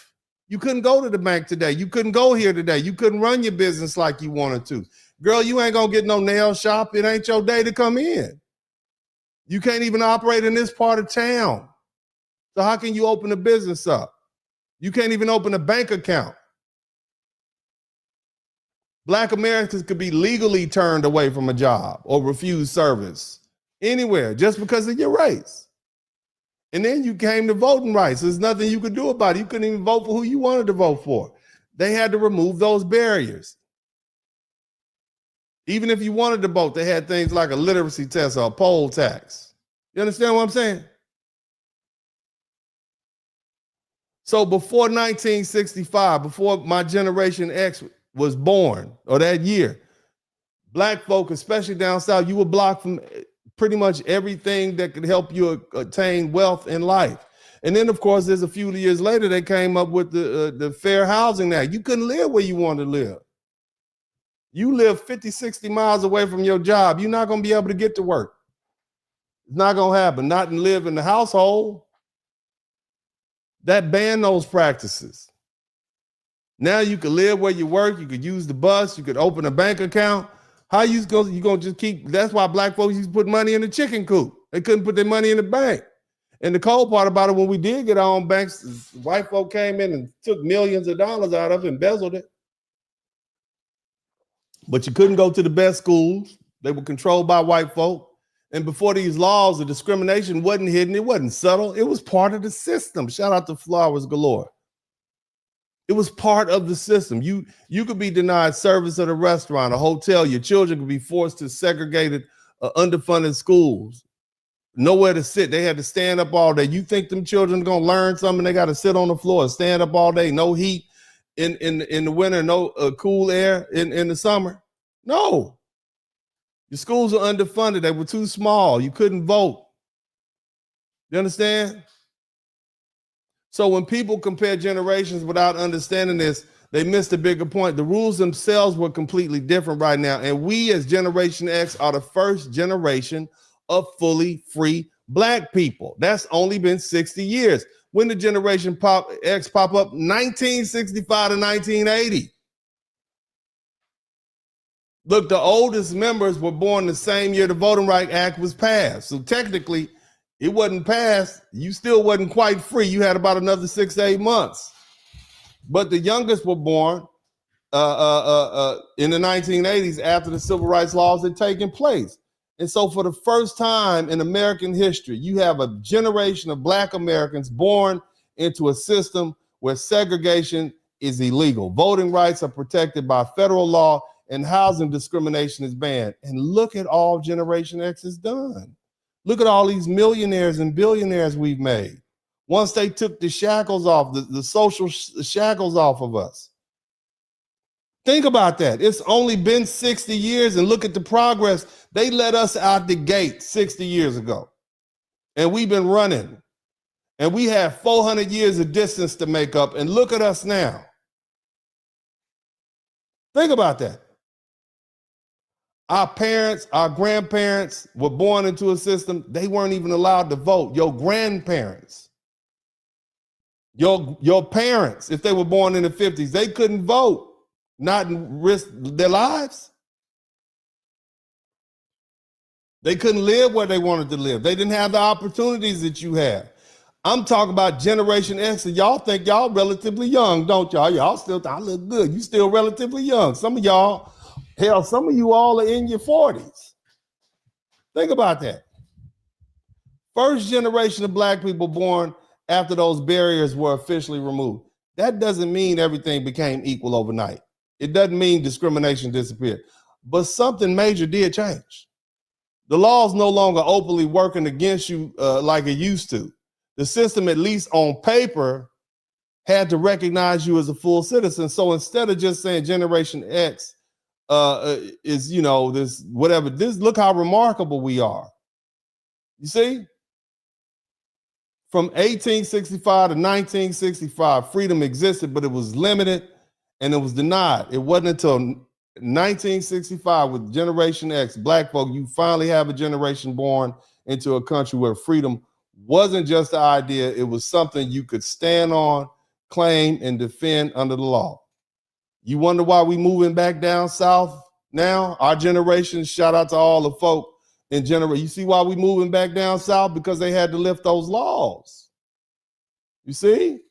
That's why we went to college down south in Alabama, Mississippi, Louis. We wasn't going back there before 1965. Hell no. We just left. It wasn't until the 80s and 90s we started going back because the laws changed.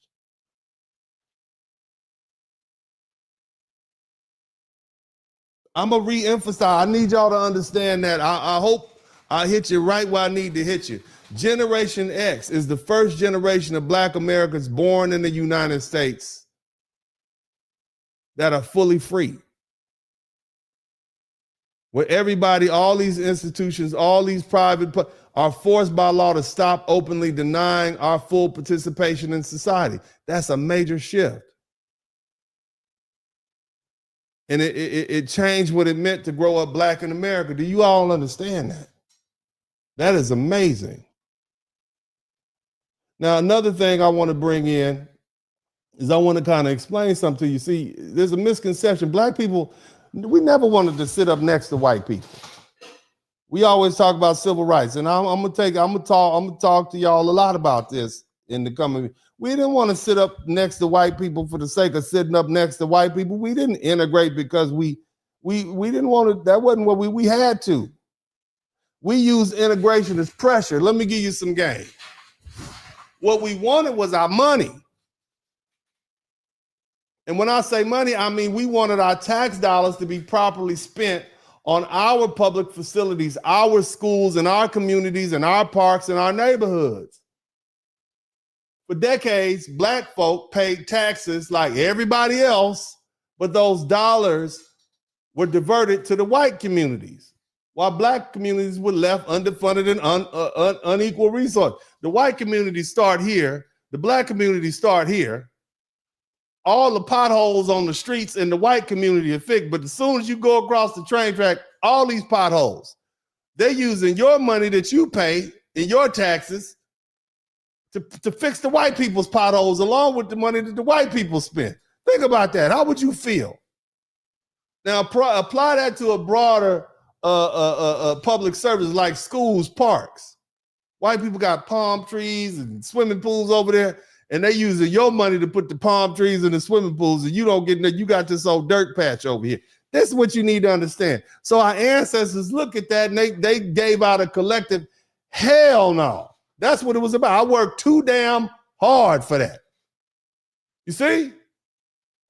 Again, we paid taxes for decades, and they took the Black dollars and diverted them to the white communities and left the Black folk underfunded with unequal resources. That wasn't just a feeling. That was the structure of the segregation system under Jim Crow. Even after cases like Brown versus the Board of Education declared that segregated schools are unconstitutional. And so here's the thing. The white officials, they would take the tax dollars from Black people that we put, and they would funnel it over to the white infrastructure and the public facilities, and the Black schools and services were neglected. So here's what our civil rights leaders said. This is what they said. What would you do? What's the biggest threat that we have? Strategic move. Nobody else is going to tell you about this because ain't nobody else read it. They won't read it. A lot of these, let me tell y'all, I'm going to take a point of personal preference. A lot of these people who teach African studies, especially on the East Coast, these people who are not foundational Black American, who don't have any history or knowledge of the code, they don't know nothing. They don't know, okay? Shout out to the Rogers Report. Hey, what's up, Rogers Report? Shout out, they don't know. You can't expect them to know because they're not of the culture. They haven't read, they haven't talked to the people. I could tell you my grandma and grandpa and uncles would tell you what life was like, and you could quickly put it together. But if they hadn't had those conversations around sitting on my grandma's couch with the plastic on it, as she watched The Price is Right and Hulk Hogan in the WWF, she, you know what I'm saying? She loved old racist ass Hulk Hogan. But the bottom line is, you could hear these conversations, you would hear that. So let me tell you what our civil rights leaders, what the strategic move was. They said, in effect, either you allocate those resources fairly and give us what we're owed, and you start spending our money on our schools and our money on our roads and our money on our parks and our neighborhoods. Either you give us our money and you split it up fairly and give us what we owe, right? Or we coming to your schools. We're going to force the law to change. We're going to get what's ours. We're going to come into the same schools and the spaces, and we're going to follow our money. That's what we're going to do. Because we know that our money has helped you all fund your lifestyle. You see? And that's where the laws, and can you imagine that? Think about that. The threat was, that's the threat. You see, we're going to force this civil rights desegregation into these public spaces. You see, you ain't gonna be able to keep us out because we've made progress. We know what we can do. Either give us our money or we're gonna come up sit next to you. Thurgood Marshall has a book. This was the legal strategy of the NAACP. They didn't start from a position that black people simply wanted to go sit up next to white people or be in white people's schools for that sake. We had our own damn universities and neighborhoods and what, we didn't care about what they were doing. We had our own movies and buses and hotels and entertainment. We had everything. We just wanted our money. The entire argument was built on the fact that segregated systems were unequal in funding and facilities and opportunity. We could have fixed that if they just gave us our money, our tax dollars.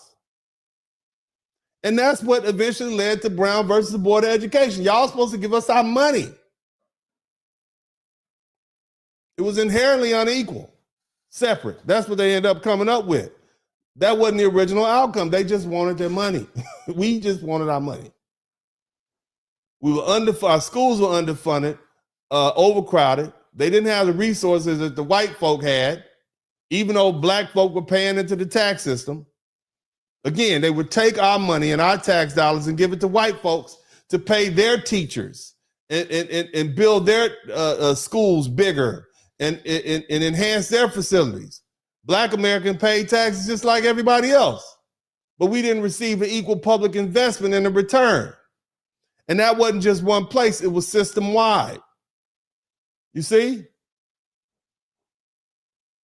So we would basically help fund the system that didn't invest back into us. So again, the focus was not on proximity. It was about equal access. And here's the thing: you see the threat. Either you are gonna give us our money, or we're gonna have our big black sons come over there and sit next to your lily white daughters. That's what you're gonna do. You see what I'm saying? That was the threat. Again, we didn't need what white folk had. We had places like Dunbar High School, okay? Again, black people already had communities, already had strong institutions. We had schools, we had teachers, we had cultures of excellence. As I said, Dunbar High School, I think was in Washington, D.C., is a clear example. This wasn't just any school. It was one of the most academically elite high schools in the country during the height of segregation. It was located right there in the nation's capital, Dunbar High.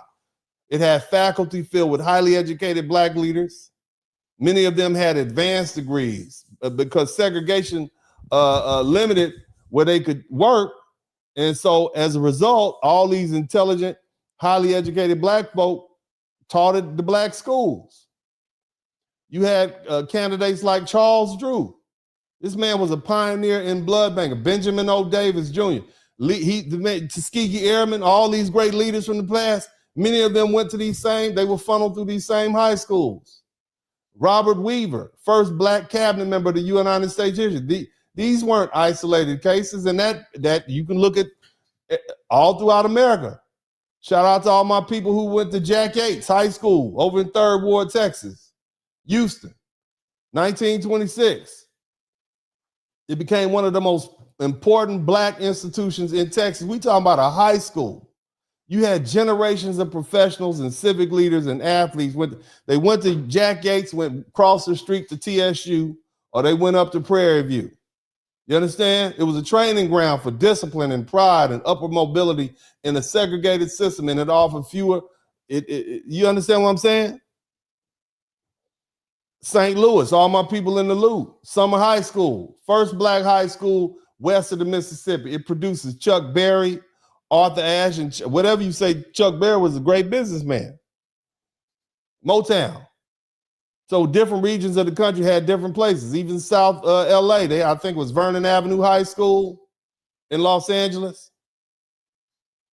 But the key point is the issue was, it was never whether Black communities could build strong institutions. We could. You leave us alone, we'll be fine. You keep messing with us, this is what holds us back. But if they leave us alone, we can build, we'll be fine. Black people come together like that and build. So the question was, what would happen if that's not the question, is what would happen if those institutions were given the money that we were supposed to get? They knew what we would do, because we were showing them, this is what we're gonna do. Isn't this a good thing? But remember, they got a problem with Black joy and Black success. And see, that's where the tension came in, because they understood that a fully resourced, independent Black educational system, Black communities, just being financed by our own money would be too damn powerful. And so when integration became unavoidable, white folk in their power shorts, they made a choice.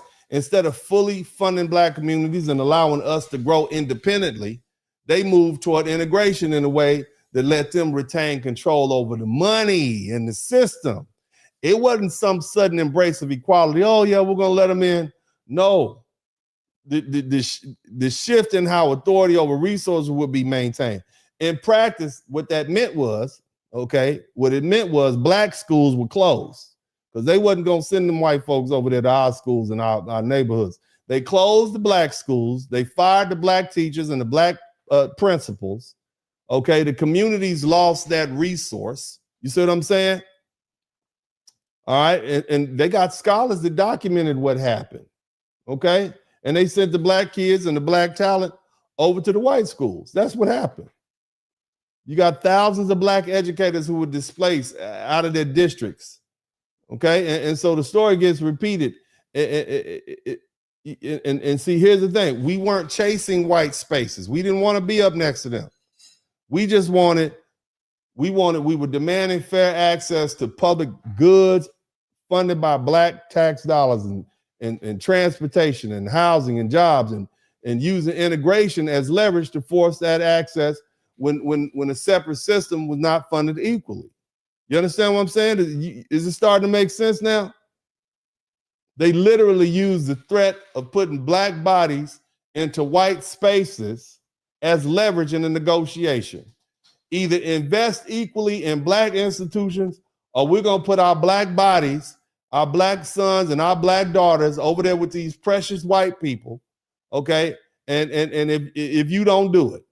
And see, here's the cold part about it. I want you to listen to this.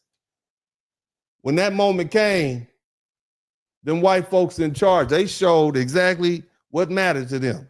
Them rich white folk, it wasn't about keeping white people separate at all costs. It was about keeping control over the budgets, control over the buildings, control over who makes the decisions. Because once you fully fund Black institutions, you're not just giving resources, you're giving independence, and you're giving power, and you're giving ability to operate without oversight. You're giving autonomy. You're giving us everything we need to succeed. But if you integrate everything into one system, you can still be white folk on top. You can say it's equal, but you're still on top. You still calling the shots. You can still come up with other things. So they chose the option that let them keep their hands. I'm talking about the rich white folks. You poor whites don't count. I want all you poor white people to know you don't matter. The rich white people said, yeah, we'll just stay on charge. We'll Bring some of them over here. They can run the football and play basketball. We'll make money off that on the back end. They didn't mind y'all sharing the space. It tells you everything about their priorities. Again, the elite, rich white people, they will throw poor white people under the bus if they have to choose between them and this racial purity and giving up money and power. You see that? So when the decision makers who often had the means to send their own children to private school, right, and live in private neighborhoods with gates up, they supported the policies and change in the public schools. What it suggests is what their top priorities were. It lets you know how the system is really organized. You understand? Under no circumstances, shout out to Jimmy Trout, under no circumstances was they going to give up control of this money, even if it was black tax dollars that were paid in by black people. They were not giving up money or control of these educational institutions. If that meant poor white kids had to sit in the classroom with all their brainwashed fear and hate and suffer the consequences of having to sit next to a black person, whoop-de-doo. Somebody type whoop-de-doo. Because see, at the end of the day, the rich white folk making decisions, they weren't sending their kids there anyway. Their children were in private schools and insulated from all of that. So the real priority wasn't about protecting poor white people from miscegenation or racial integration. They didn't give a damn. And they still don't give a damn about you poor white people. The priority was holding on to control and money and who runs the institution and who makes a decision. That doesn't mean racism wasn't real. It clearly was, and it clearly is, but it does show you something deeper. Racism alone isn't the final decision maker. Money, power, and control is. And when those come into conflict with everything else, that's them white folk, them rich white folk are gonna choose to protect that over these poor white people anyway. And it just lets you know just how hollow racism is. So shout out to all the racist white supremacists who are looking at this. That's how much they really care about. That's how much your white brethren care about you. But anyway, I'm going to take the opportunity to read these super chats. We've been here for about 3 hours. Did you learn something? Did any of you all learn something? Did anyone learn anything? Were you educated on this particular day? Did you learn something you didn't know? I'm trying to let y'all go. I don't want to hold y'all here all day. Did you learn something? Did you learn something? I need to know. All right. And more importantly, you know what else we need? Let me say something. Hold on a minute. I need to talk because I'm gonna read these super chats. Read the super chats, but we gotta talk. Shout out to everybody who's contributed to super chat. I'm glad 15 people learned something. I wish more people had learned something, but we're not finished. But maybe some of you all will learn something. But again, I appreciate you guys. But before we get to this superstar, I need you all to make sure you hit the subscribe button if you hadn't already. I don't know if you all have. I have not had an opportunity to check and see if you hit the subscribe button, but I'm looking now. I'm going to look right now to see if you good people care about me enough to hit the subscribe button and help me, okay? Because at this point, it's about me. It's about me getting to 100,000 subscribers. And it's taking a long time. I'm just saying, I feel like I should be there by now as people. I need some more people to subscribe. I need approximately 66 people. Well, hold on. I need 63 people to subscribe to the channel right now, and that will get me to 95,000. Okay? I need 63 people to subscribe to the channel. Okay? I need 63 people. Somebody type 63 in the chat room. Chantel Smith, I need you to subscribe to the channel. Dwight Chair, I need you to subscribe to the channel. Okay, who else is in here? Jelena Taborn, I need all y'all to go ahead and subscribe to the channel. Don't hate watch. Okay, don't have me up here forehead sweating, talking to you all about history, trying to make it interesting. I need all of y'all to subscribe to the channel right now. Don't play me. I'm not here for the games. I need my subscriptions to go up. I want a little gold plaque on my wall behind my head. Mm-hmm. Do me a favor, subscribe to the channel. If you have already subscribed to the channel, double check, because YouTube plays these vicious games with me. I need 58 people to subscribe to the channel to get me where I need to be. Okay, 58. Somebody type 58. In addition to that, make sure you like, share, subscribe if you appreciate what I'm doing. Yes. Yeah, I lost you for a minute. Yes, y'all need to do that. Don't play with me. I'm not here for these silly YouTube games. Y'all need to do what you got to do. I'm going to talk some more. All right. But as I'm speaking, okay, I need you all to subscribe to the channel. All right. Let's go ahead. I'm going to proceed. Reed, I want to shout out to all the MVPs who contribute to the Super Chat and the Cash App and the PayPal. Matter of fact, we'll start off with the Cash App. The Cash App is this is how I get my haircut money. See, y'all want me to keep looking sharp. Y'all you want me to get that line up. Dude, put the little spray on and everything. Brought my hairline back. You know, Uncle D been fighting for his hairline for about 4 years now. I've been fighting to get this hairline back, but it ain't like it was in 95. I got some photographs. I had all kind of hair. My hairline was way down here. I'm like, damn, it's too much. I need to push it back a little bit. Not now. Not till I'm gonna get some super glue and glue the edge right here. See that? See that? They put some spray. Look at that. That's up a little high. You know, but I'm gonna keep doing. Shout out to the people who gave me Cash App, man. Big up to y'all. I hope y'all. I enjoy this. I enjoy the mess. Little angry white girl got on the internet to try to tell. I'm gonna tell you back. I got something to tell you, miss. Don't come in here talking to us like that. Shout out to Miss Contrail Smith. Thank you so much. Had no high school education. Thank you, baby. Hakeem, what's up, Hakeem? I appreciate you, family. Anna Brown, that's a good name. I like that name. And also Cantrell Smith came back.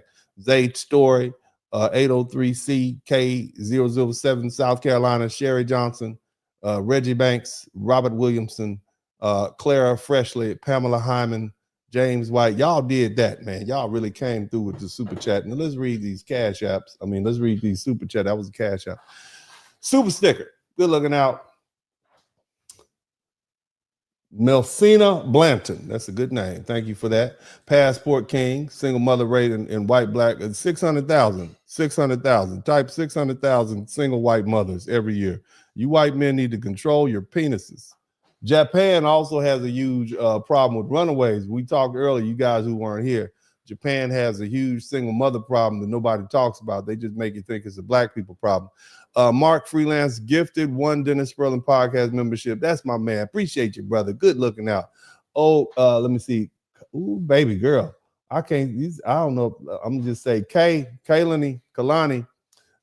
Baby, you got too many words in there for me. I can't see all that, man. But thank you for the gift, Kalani. I appreciate you, baby. This is call y'all. I'm mad only because my prom wasn't this fly. Me too. Are you kidding me? I'm trying to live like that too. Them kids is popping and rolling that. What's up? Riding around in Bentleys. Curly Locks. We used to get limousines. Shout out to Curly Locks, 2129 Shalom. Y'all Blizzard King, why they care? I know, why do they even care? Big shout out to Faye Quan. Thank you for the $5 super sticker. Faye Quan, thank you for the $5 super sticker. Also, Alonzo Dunn. The Caucasity. Isn't that something? Yeah, the Caucasity. I mean, did you see her? I mean, she was bold with it. Look at this with just getting all in our business for no reason at all. Why are you here? Lies is hood prom and baby mama culture are like this. You can't have. Get on up out of here. See what I mean? Just imagine. Why are you all in our business? See, when we get in their business, then they don't want to hear about it. Shout out to Fiquan. Thank you so much. Also, JR the Real. We got 27 super chats. That's doing great. If we get through 3 more, that'll be awesome. Y'all see if y'all can get that. But only if you learn something. You don't owe me anything. JR the Real Hill, Preacher, Kirk Franklin Voice. Thank you so much, brother. Alonzo Dunn, FBA still value our women after the age of 50. They don't turn into Karens. Not the loneliest person in America. Yeah, black women cook good. That's the other thing you gotta do. I'm just gonna be honest with you. Black women always are helpful. Most of us loved our grandmothers. Most of our grandmothers was well up over their 50s when we came to realize who they were. That's not what we do. That's not part of our culture. We don't just throw our people away like that.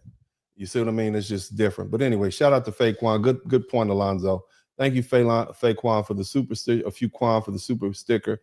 Crook 6218, father and son moment. Yeah, shout out to the Crimson Sun.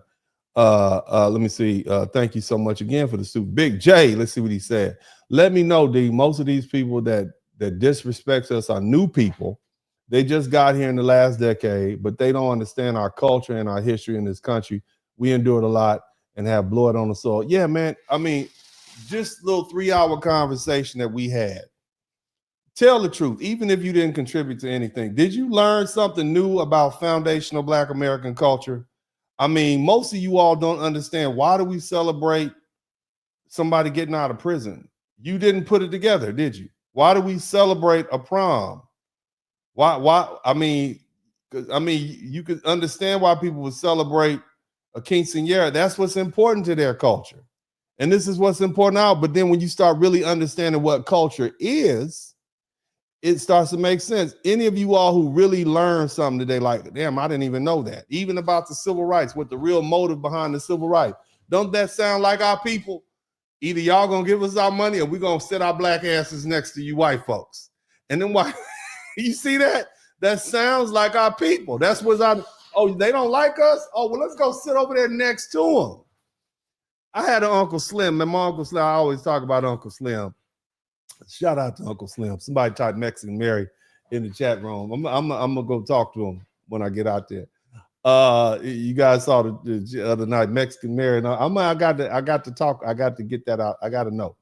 But I got to get over. He's getting old, so I got to ask him. But Uncle Slim used to work with a lot of professionals in Beverly Hills, and they would have to pay him on a regular basis. And sometimes when they would go start dodging his phone calls, Uncle Slim would just say, well, I'm just going to go up here and sit in the office. And he wouldn't just go by himself. He would take his homeboys from the east side with him up to these he would go from the east side in the Cadillac, and they would be deep. They'll be up in Beverly Hills on Wilshire Boulevard, and they would be sitting in these white folks' office. Let me show you a picture. This is what Uncle Slim used to look like. That's Uncle Slim to the far right. So they'll be going up there dealing with them white folks, and white folks supposed to pay him his money, and him and his homeboys would go sit up in that office, because the white, oh, he's not in, right? He's busy. And so, like, okay, after a couple of days, they'll just ride up there in they brohams and they Cadillacs. They get up there and they go sit in the office. And who are you waiting for? Yeah, we're waiting for Attorney Bob or Dr. John. Well, he's not in today. Well, we'll just sit here. We're gonna wait. So you imagine that you got this nice, clean office in Beverly Hills, and you got these black dudes from the east side of LA sitting in your office. Of course, he got his check because he realized that you can control white people by your presence. If you ever wanted to take over a white neighborhood, just move in. Just move in. They're gonna leave. If you move, there was actually a real estate agent. I don't know if it was in Chicago or New York, but he realized that if he moved black people in the community, the property value would drop, and he could move more black people in. And the white people would quickly sell. You understand what I'm saying? So it's the same. It's something we've been doing. Anytime black folk move in, they move out. It makes it unlivable for white people. It goes back to what I was explaining to you all before. White people base their success on how bad black people are doing. And what is the high point of your success? Your home. Your home is your success. So if you have black people living next to you in your home, that means I'm unsuccessful now, because if black people can afford to be here, then I'm underperforming. And so it's the same rationale that our civil rights leaders use. They say, okay, y'all don't want to give us our money. We're going to move. We're going to change the law, and we're going to go sit over there next to y'all in y'all little white schools. Our little black sons and all those sexual epithets and racial stereotypes, we're going to be sitting next to Lillian and Mary Jean. And one of them going to experiment. Okay, that's what they did. So I love our people. And if you understand just how comical and hilarious and intrusive black people can be, then you will. If you ever wanted to clear out a restaurant, put a bunch of black folk in the middle of the restaurant and let them start talking loud. It'll be a black restaurant before the end of the month. All them white folk will stop coming. We understand everything about this country has been based around black people. The legal system, where you think due process came from? Where you think it was perfected?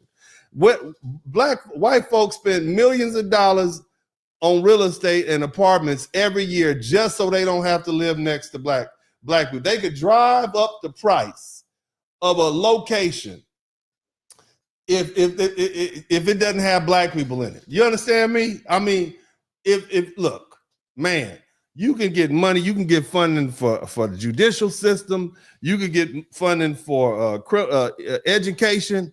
You can have some of the best schools in the country. If you just say no black people live here, white people will pay to go live there.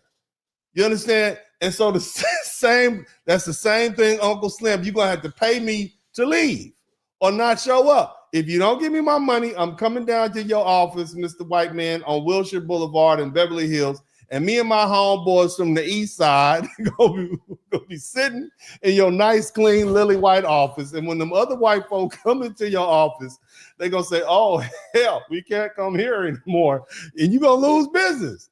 And that's our people, man. I'm the same with the swimming pool. Man, when you learn how to manipulate white people with their own racism, it's just hilarious. I'm telling you, man. I'm gonna say this and we're gonna get back to work. His name was Dr. Benny Miles. He was a frat brother of mine, very inspirational to me. He ran the biology department at Grambling State University. He's the reason I actually went to law school. The truth is, he said, Dennis, you're a solid B student. And I was proud, like, yeah, solid B student, because like everybody, I wanted to be a doctor. But I had a pretty good grade. I was a solid B student, somebody type solid B. Uncle D was a solid B student at Grambling State University. I feel proud. He said, yeah, but and I was like, yeah, I'm a solid B student. And he baited me in, and black educator, old school brother. He said, but people don't want B doctors operating on them.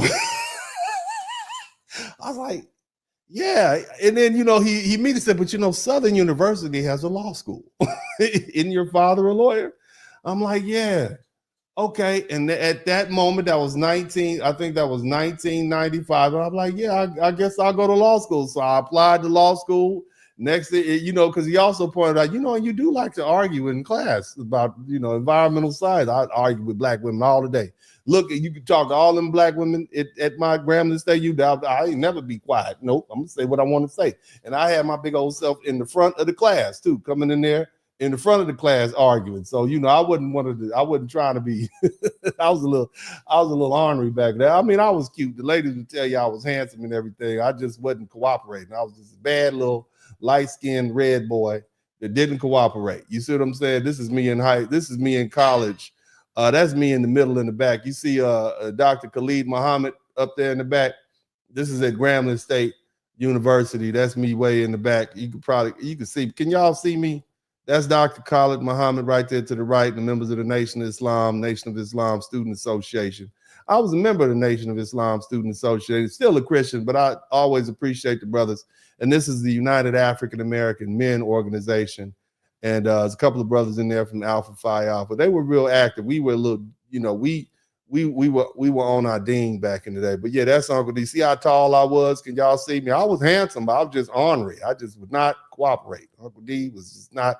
But yeah, I was a solid B student, and I ended up going to law school because he said nobody wants a B doctor operating on them. So I took my butt to law school, graduated, got a perfect score on the bar examination, and here I am fussing at the internet. But shout out to Dr. Benny Miles, man. Shout out to him, man. That's why it's important to have black educators. They can you can't take that from a white man. A white man say some shit like that. It's like, that's racism. You can't say it. But what can you say what Dr. Miles said? But he was one of the reasons I ended up pledging Alpha Phi Alpha, because I was so impressed by the brothers of Alpha Phi Alpha, how they carried themselves, were dignified, very educated. I like that. Shout out to all the other fraternities, but every man has somebody type solid B student in the chat room. But that's how I ended up there. But he was telling me this story of how when he was doing graduate school, he went to this white school. I don't know if it was Utah or whatever. He said, but he wanted the pool to himself. So he just hopped in the pool and all the white people left. And I was like, wow. So this is something that's repeated. Our people knew that all they had to do was show up and be them normal selves and white folk would leave. And so it makes sense that that same rationale would apply when we're dealing with civil rights. Unless you give us our money and spend our money on us, we're gonna come sit in your facilities. And it worked. But anyway, man, shout out to everybody for listening to that story. We are saying and learning, Uncle D. Thank you so much, Yaya. And I also talk about that in my books. If you want a copy of my books, I have a few left. You can hit me up at spurlingdennis@gmail.com. And that's floating across the bottom. And you can also call my office at 713-229-0770. It's a 3-part book. And I talk about a lot of the cultural issues that we deal with. But that's my office number. And also, if you've been in a car accident, feel free to give me a call. Anyway, let's get back to these super chats, man. I don't want y'all to be here all day with me messing around listening to these old stories from way back when. Even though it's funny as hell, even talking about it now. But shout out to Mr. JT Coins Ring. Thank you so much. Salute all. Shout out to B Hunter the Spot. Thank you for the 99-cent super sticker. Bar exam was created to keep black men from being lawyers, and it didn't work. You know, that's the other thing, because you used to be able to just learn from another lawyer and become a lawyer. So you are right about that. Gen X, first gen, fully free. Wow, I know. Isn't that crazy, man? Wow. So you looking at history. When you look at a Generation X, you looking at history. Big J said, you cooking, fam. These immigrants don't understand our history, and white folks seem to have caught amnesia. They know. That's why I told y'all from the onset. I don't explain black history to white people, and I don't explain racism to white people.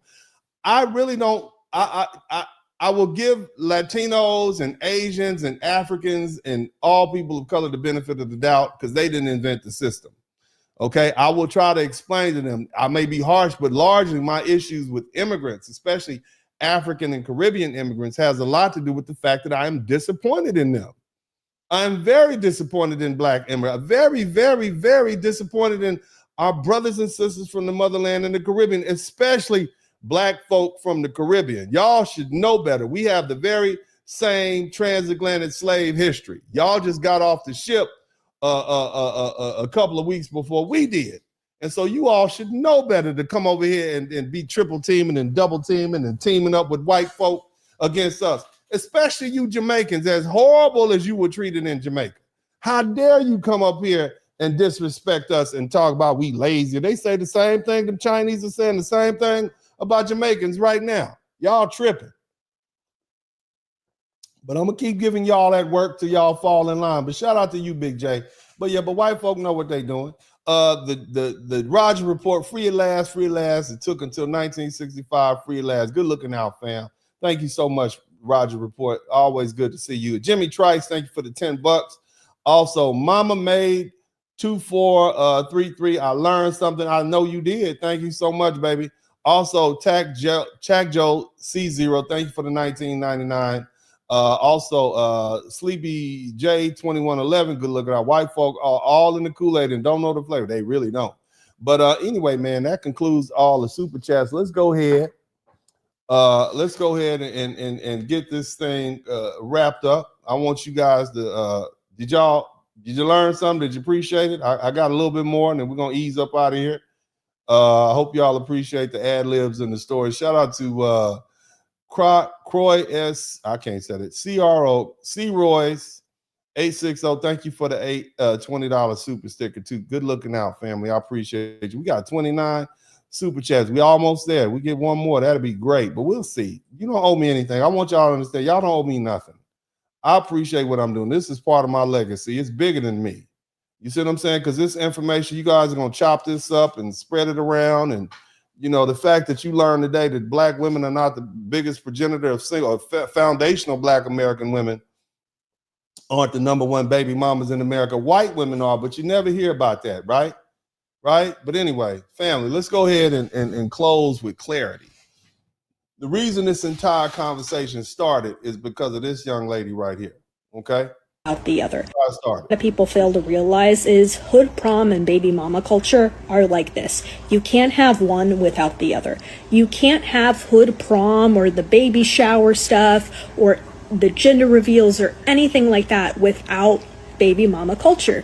Because the reason why the dresses are so extravagant in the cars and the show and the presentation is because this is the closest these girls will ever get to being a bride. In the Black community, I'm sorry to say it, actually, no, I'm not, because it's the truth, especially in lower income households, there's not as much of an emphasis on family anymore. These kids aren't getting married. They're going to be baby mamas and baby daddies, so they're never going to have a wedding. These girls are never going to walk down the aisle. Some of them probably will.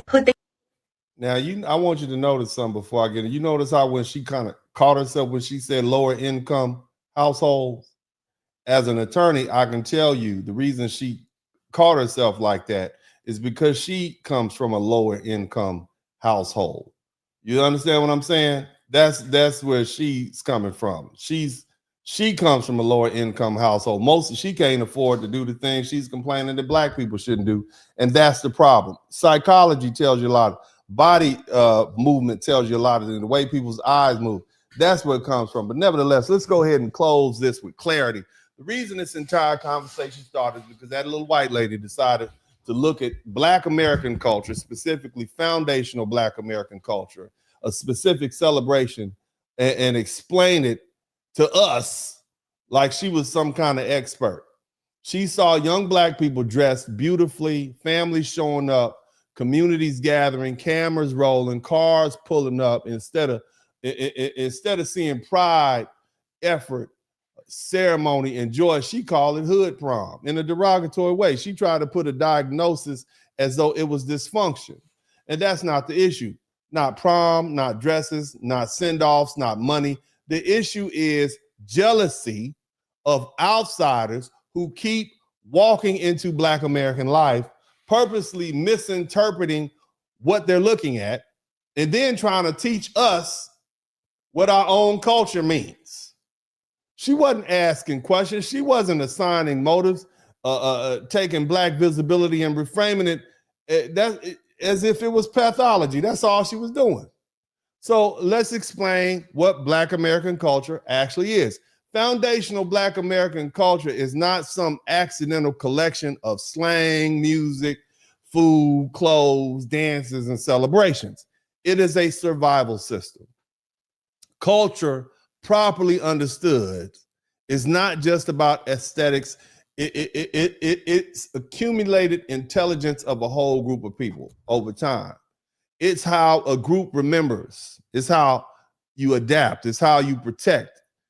It's how you organize. It's how you transmit values from one generation to the next. It's disciplined behaviors. It's how you absorb trauma so you can keep pushing. It's how you convert suffering into identity. Culture is a protective mechanism for a people. It's a strategic framework. It is a survival blueprint. It's a system that gives people cohesion, distinction, institutions, and competitive longevity in a hostile environment like the one we had to develop in this racial caste system here in the United States. And that's the key. See, Black American culture was not created in a comfortable zone. It wasn't engineered. It was engineered under pressure. It came out of enslavement. It came out of degradation, and it came out of Jim Crow laws. It came out of racial terrorism. It came from convict leasing, and where people could be snatched up and thrown away in prison. Same thing you see happening right now. It came from redlining and segregated schools. It came from underfunded neighborhoods. It came from mass incarceration. It came from constant exclusion and constant surveillance. And that means when outsiders look at Black American culture, specifically foundational Black American culture, they may want to reduce it to being ghetto, or loud, or excessive, or irresponsible. But that's because they're not doing an analysis. They're revealing their ignorance. Soul food, for example, is not just food, was it? It's the memory of scarcity. It's the memory of scraps, chicken feet, hog maws, pigtail, chitlins, which is the inner guts of a pig, collard greens. These are the leftovers. This is a throwaway. This is the refuse. It was given to black people, and we created cuisine with it. We had ritual, we had flavor, we had community, we had continuity. Black music wasn't just entertainment. Why you think they call it soul? Black music is an oral archive of our people, our spirituals, our blues, our gospel, our jazz, our soul, our rock and roll, our R&B, our hip hop. It's grief turned into sound. It's protest turned into rhythm. It's memory turned into a global language. Black fashion is not vanity. It's an aesthetic. It's resistance. It's taking what the world marks as poor, as Southern, as working class, or as disposable, and imposing beauty status and swag on it. Black church, not just church, is it? It was a command center. It was a schoolhouse. It was a political base. It was a communications network and the moral engine of our liberation, family. How we talk, or what they call African-American vernacular English or slang or whatever, Ebonics, man. They try to dismiss it as ignorance. It's a code. It's rhythm, it's humor, it's compression, it's double meaning, it's social intelligence, it's cultural memory. You understand? That's not random expressions. These are survival technologies. This is how we survive.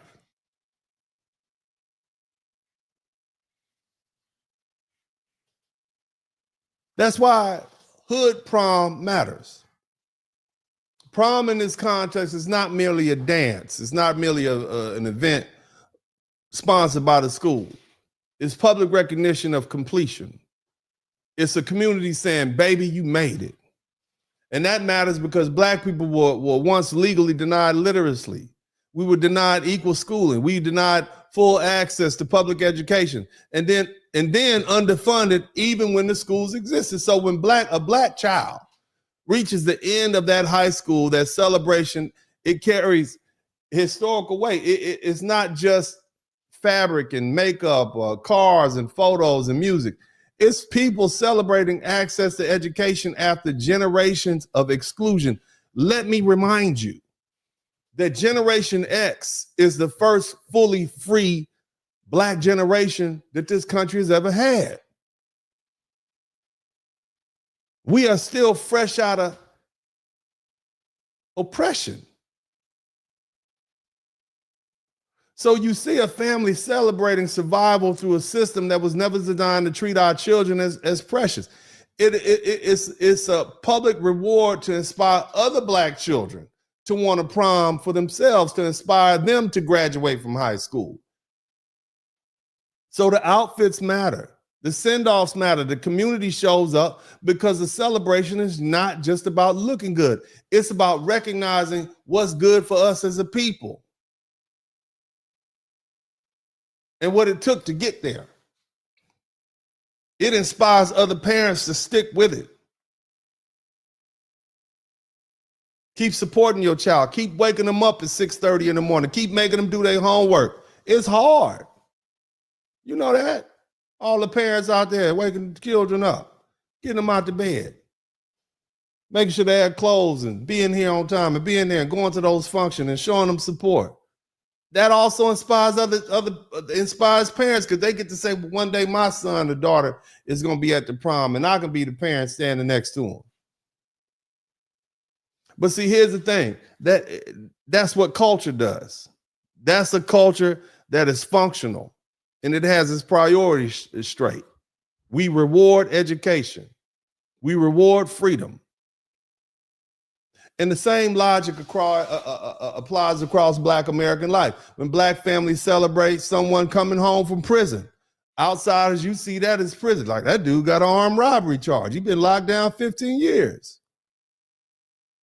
But see, black people understand the weight of freedom in a country where the criminal justice system has historically been used to control black codes, black bodies through black codes. Whether we talk about slavery, to the convict leasing, to vagrancy laws, to mass incarceration. When black people hold homecoming services, even funerals, people from the outside think, oh man, the funeral shouldn't be joyful.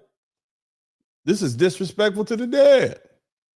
But black people understand that mourning and the celebration can coexist because death, suffering, and endurance and faith and release have always been linked to our historical consciousness. Death does not represent punishment. For people who came up out of slavery where they had to deal with abuse day in and day out, and mental abuse and social abuse and sexual abuse and degradation, death represents freedom. That's why it was celebratory. When black people hold cookouts, we ain't seen our families in years. There's some people you ain't seen since the 1980s and 90s. The music is loud. We barbecuing.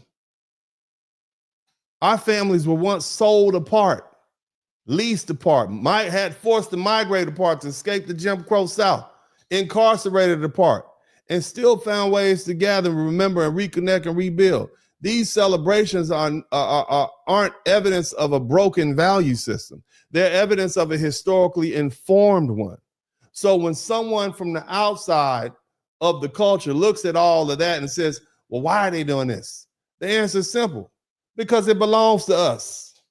Because it means something to us. Because we don't need permission to celebrate our milestones, and we don't need permission to celebrate in our own language, with our own style, and our own cultural framework. The problem is not that black people celebrate. The problem is that black joy makes bigots uncomfortable when it refuses to be small and quiet and apologetic or easy to control. What are y'all celebrating for? We doing everything we can to keep y'all down. See, black celebration gets reframed as a problem because some people can't process black joy as joy.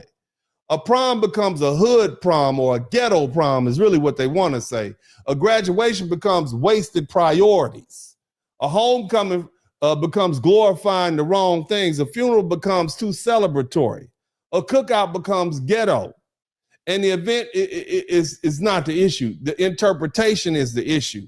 That's why we have such joyous celebrations in the black church. That's why we're singing and dancing and jumping and shouting and clapping and testifying and crying and laughing and dressing up in our best clothes. It wasn't just about emotion, but white folk don't understand that. This wasn't about theatrics. You know what Sunday represented during slavery? Huh? Sunday, what does Sunday represent during slavery? It represented your day off. That's what it represented. During slavery, even well after slavery, Sunday was the only day black people had any real break from labor. It only time they could kind of get away from white folk. So the church became more than worship. It became a release. It was like a vacation. It was the one place where we could stand up and be upright. We could speak as loud as we want. We can sing. We can move our bodies. We could express our pain, and we were doing it in the name of the Lord. But Master didn't see that, but we were releasing. You understand? You know how good it is to shout. You got white people paying somebody so they can go shout in the woods and liberate white with just screaming at trees. You see that? You see these video of white women just screaming at trees, screaming at trees. You understand? The music, the call and response, being black folk able to get together more than one at a time. They wouldn't even let us congregate more than two people at a time. So now we all could get together with our whole family and call and response, the whole people, shouting and dressing up, feeling good. You see? This was us taking a small window of time and turning it into a full cultural sanctuary. And for people denying control over their own bodies and their own labor and their own families and their own future, Sunday worship became a place where we could reclaim dignity and beauty and emotion and community and our humanity. And the singing and the jumping and the shouting and the hollering was not just random. It was a release of all that stress and fear and grief and pressure and anxiety people had carried all week. It was also preparation for the coming days because it wasn't going to get no easier Monday. They had to go back out there in them fields and back out there with that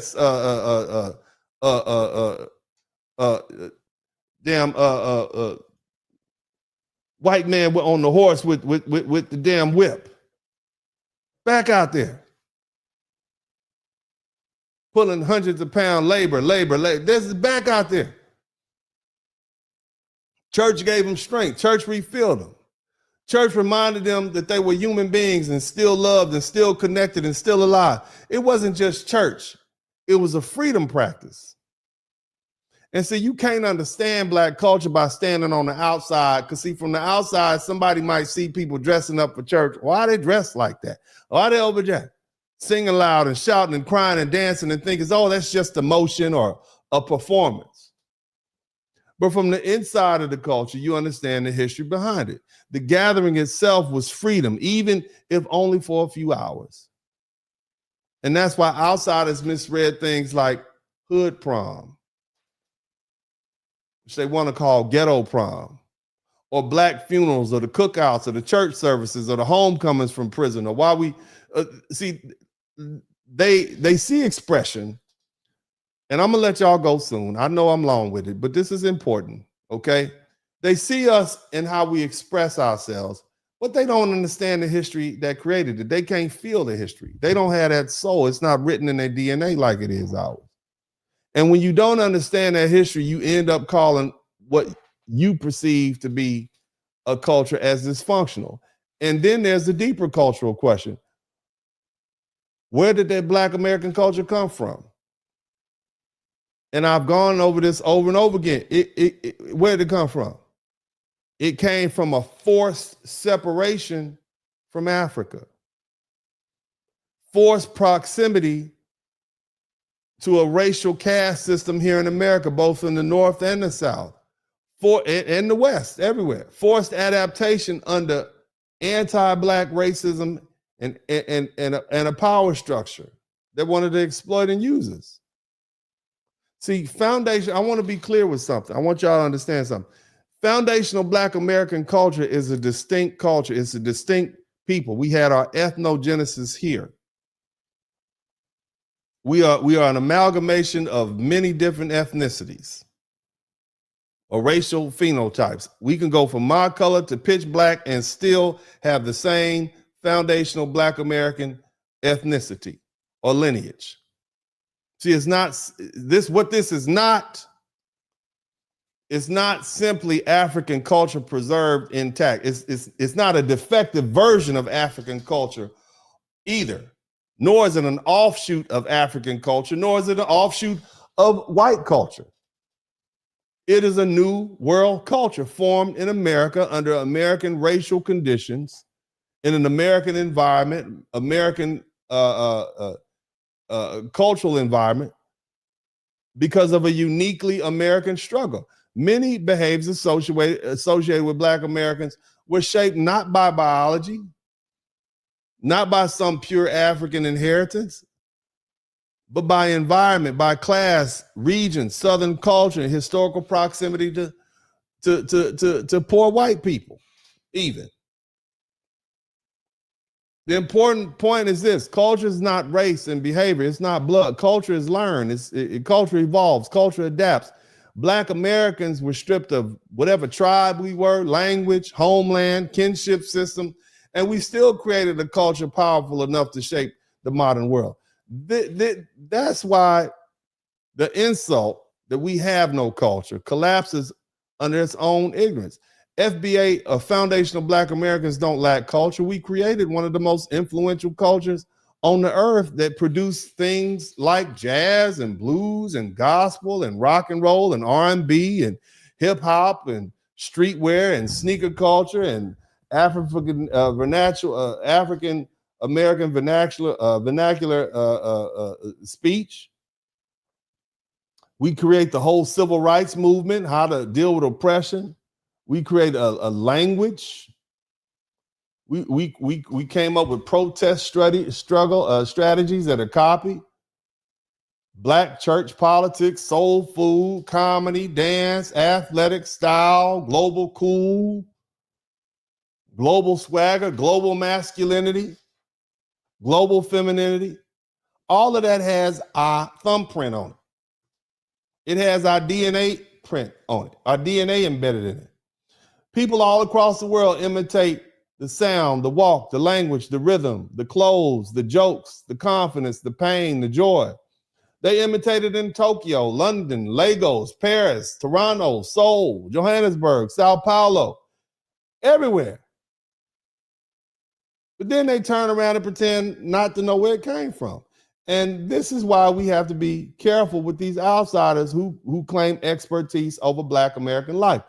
Whether it's a white TikToker commenting on what she perceives to be a hood prom and what's dysfunctional, or an African or Caribbean immigrant or African American even, one of these teachers at these Ivy League universities criticizing foundational Black American culture. They don't know. They wouldn't know. They didn't grow up in the culture. Even there's a lot of FBA that don't know. They so far removed from foundational Black American culture. People move to Chicago or Detroit or New York back in the 1950s and 60s. They ain't been down here. They don't know. They don't even have relatives that they got a little white girlfriend and they don't know. Their mama white, daddy white, whatever. They don't know. But yet they're teaching in these universities. They're on the internet proclaiming that they do know. They don't know the culture.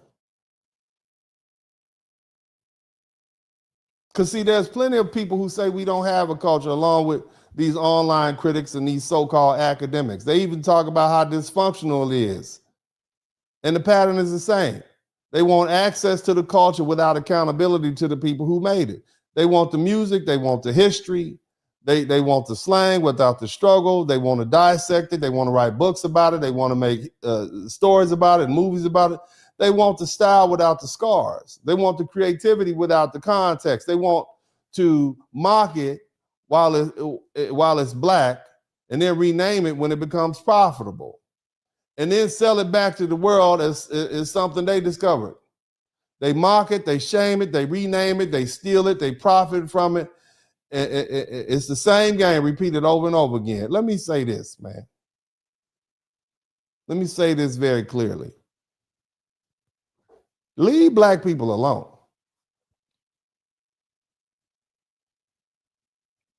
Let me say that again. Leave Black people alone. And that's not saying Black culture can't be studied. That's not saying Black culture is beyond critique. We have our issues.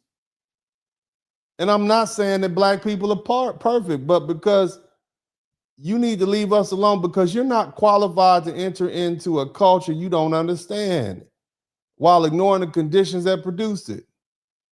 You're not allowed to strip it of its history and then pronounce yourself qualified to diagnose it.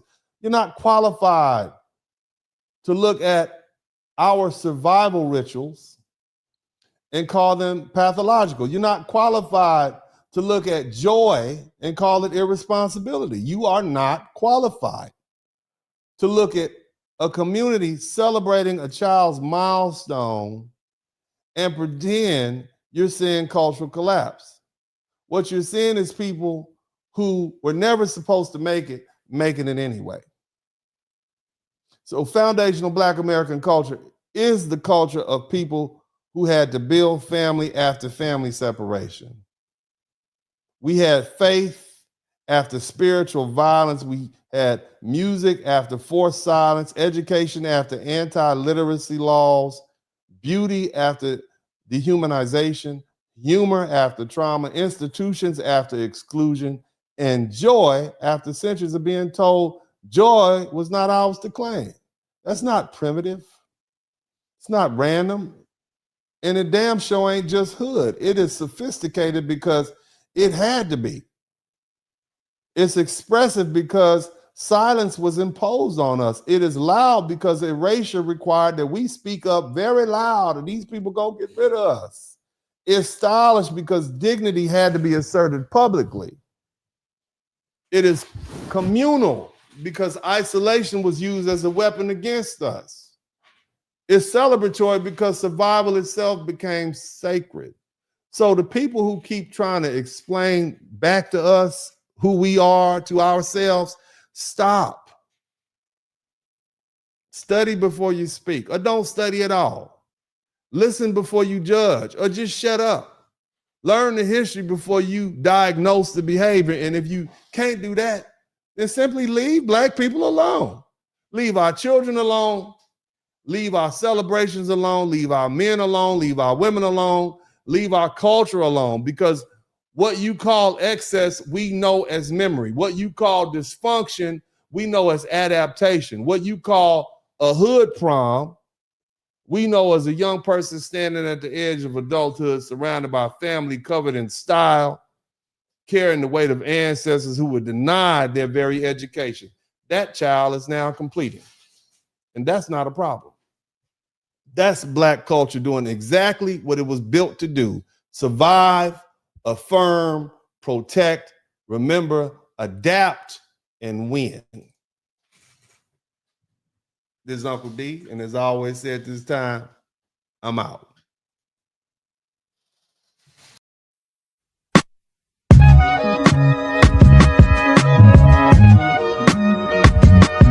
In the Spurling podcast, hit the like button, subscribe.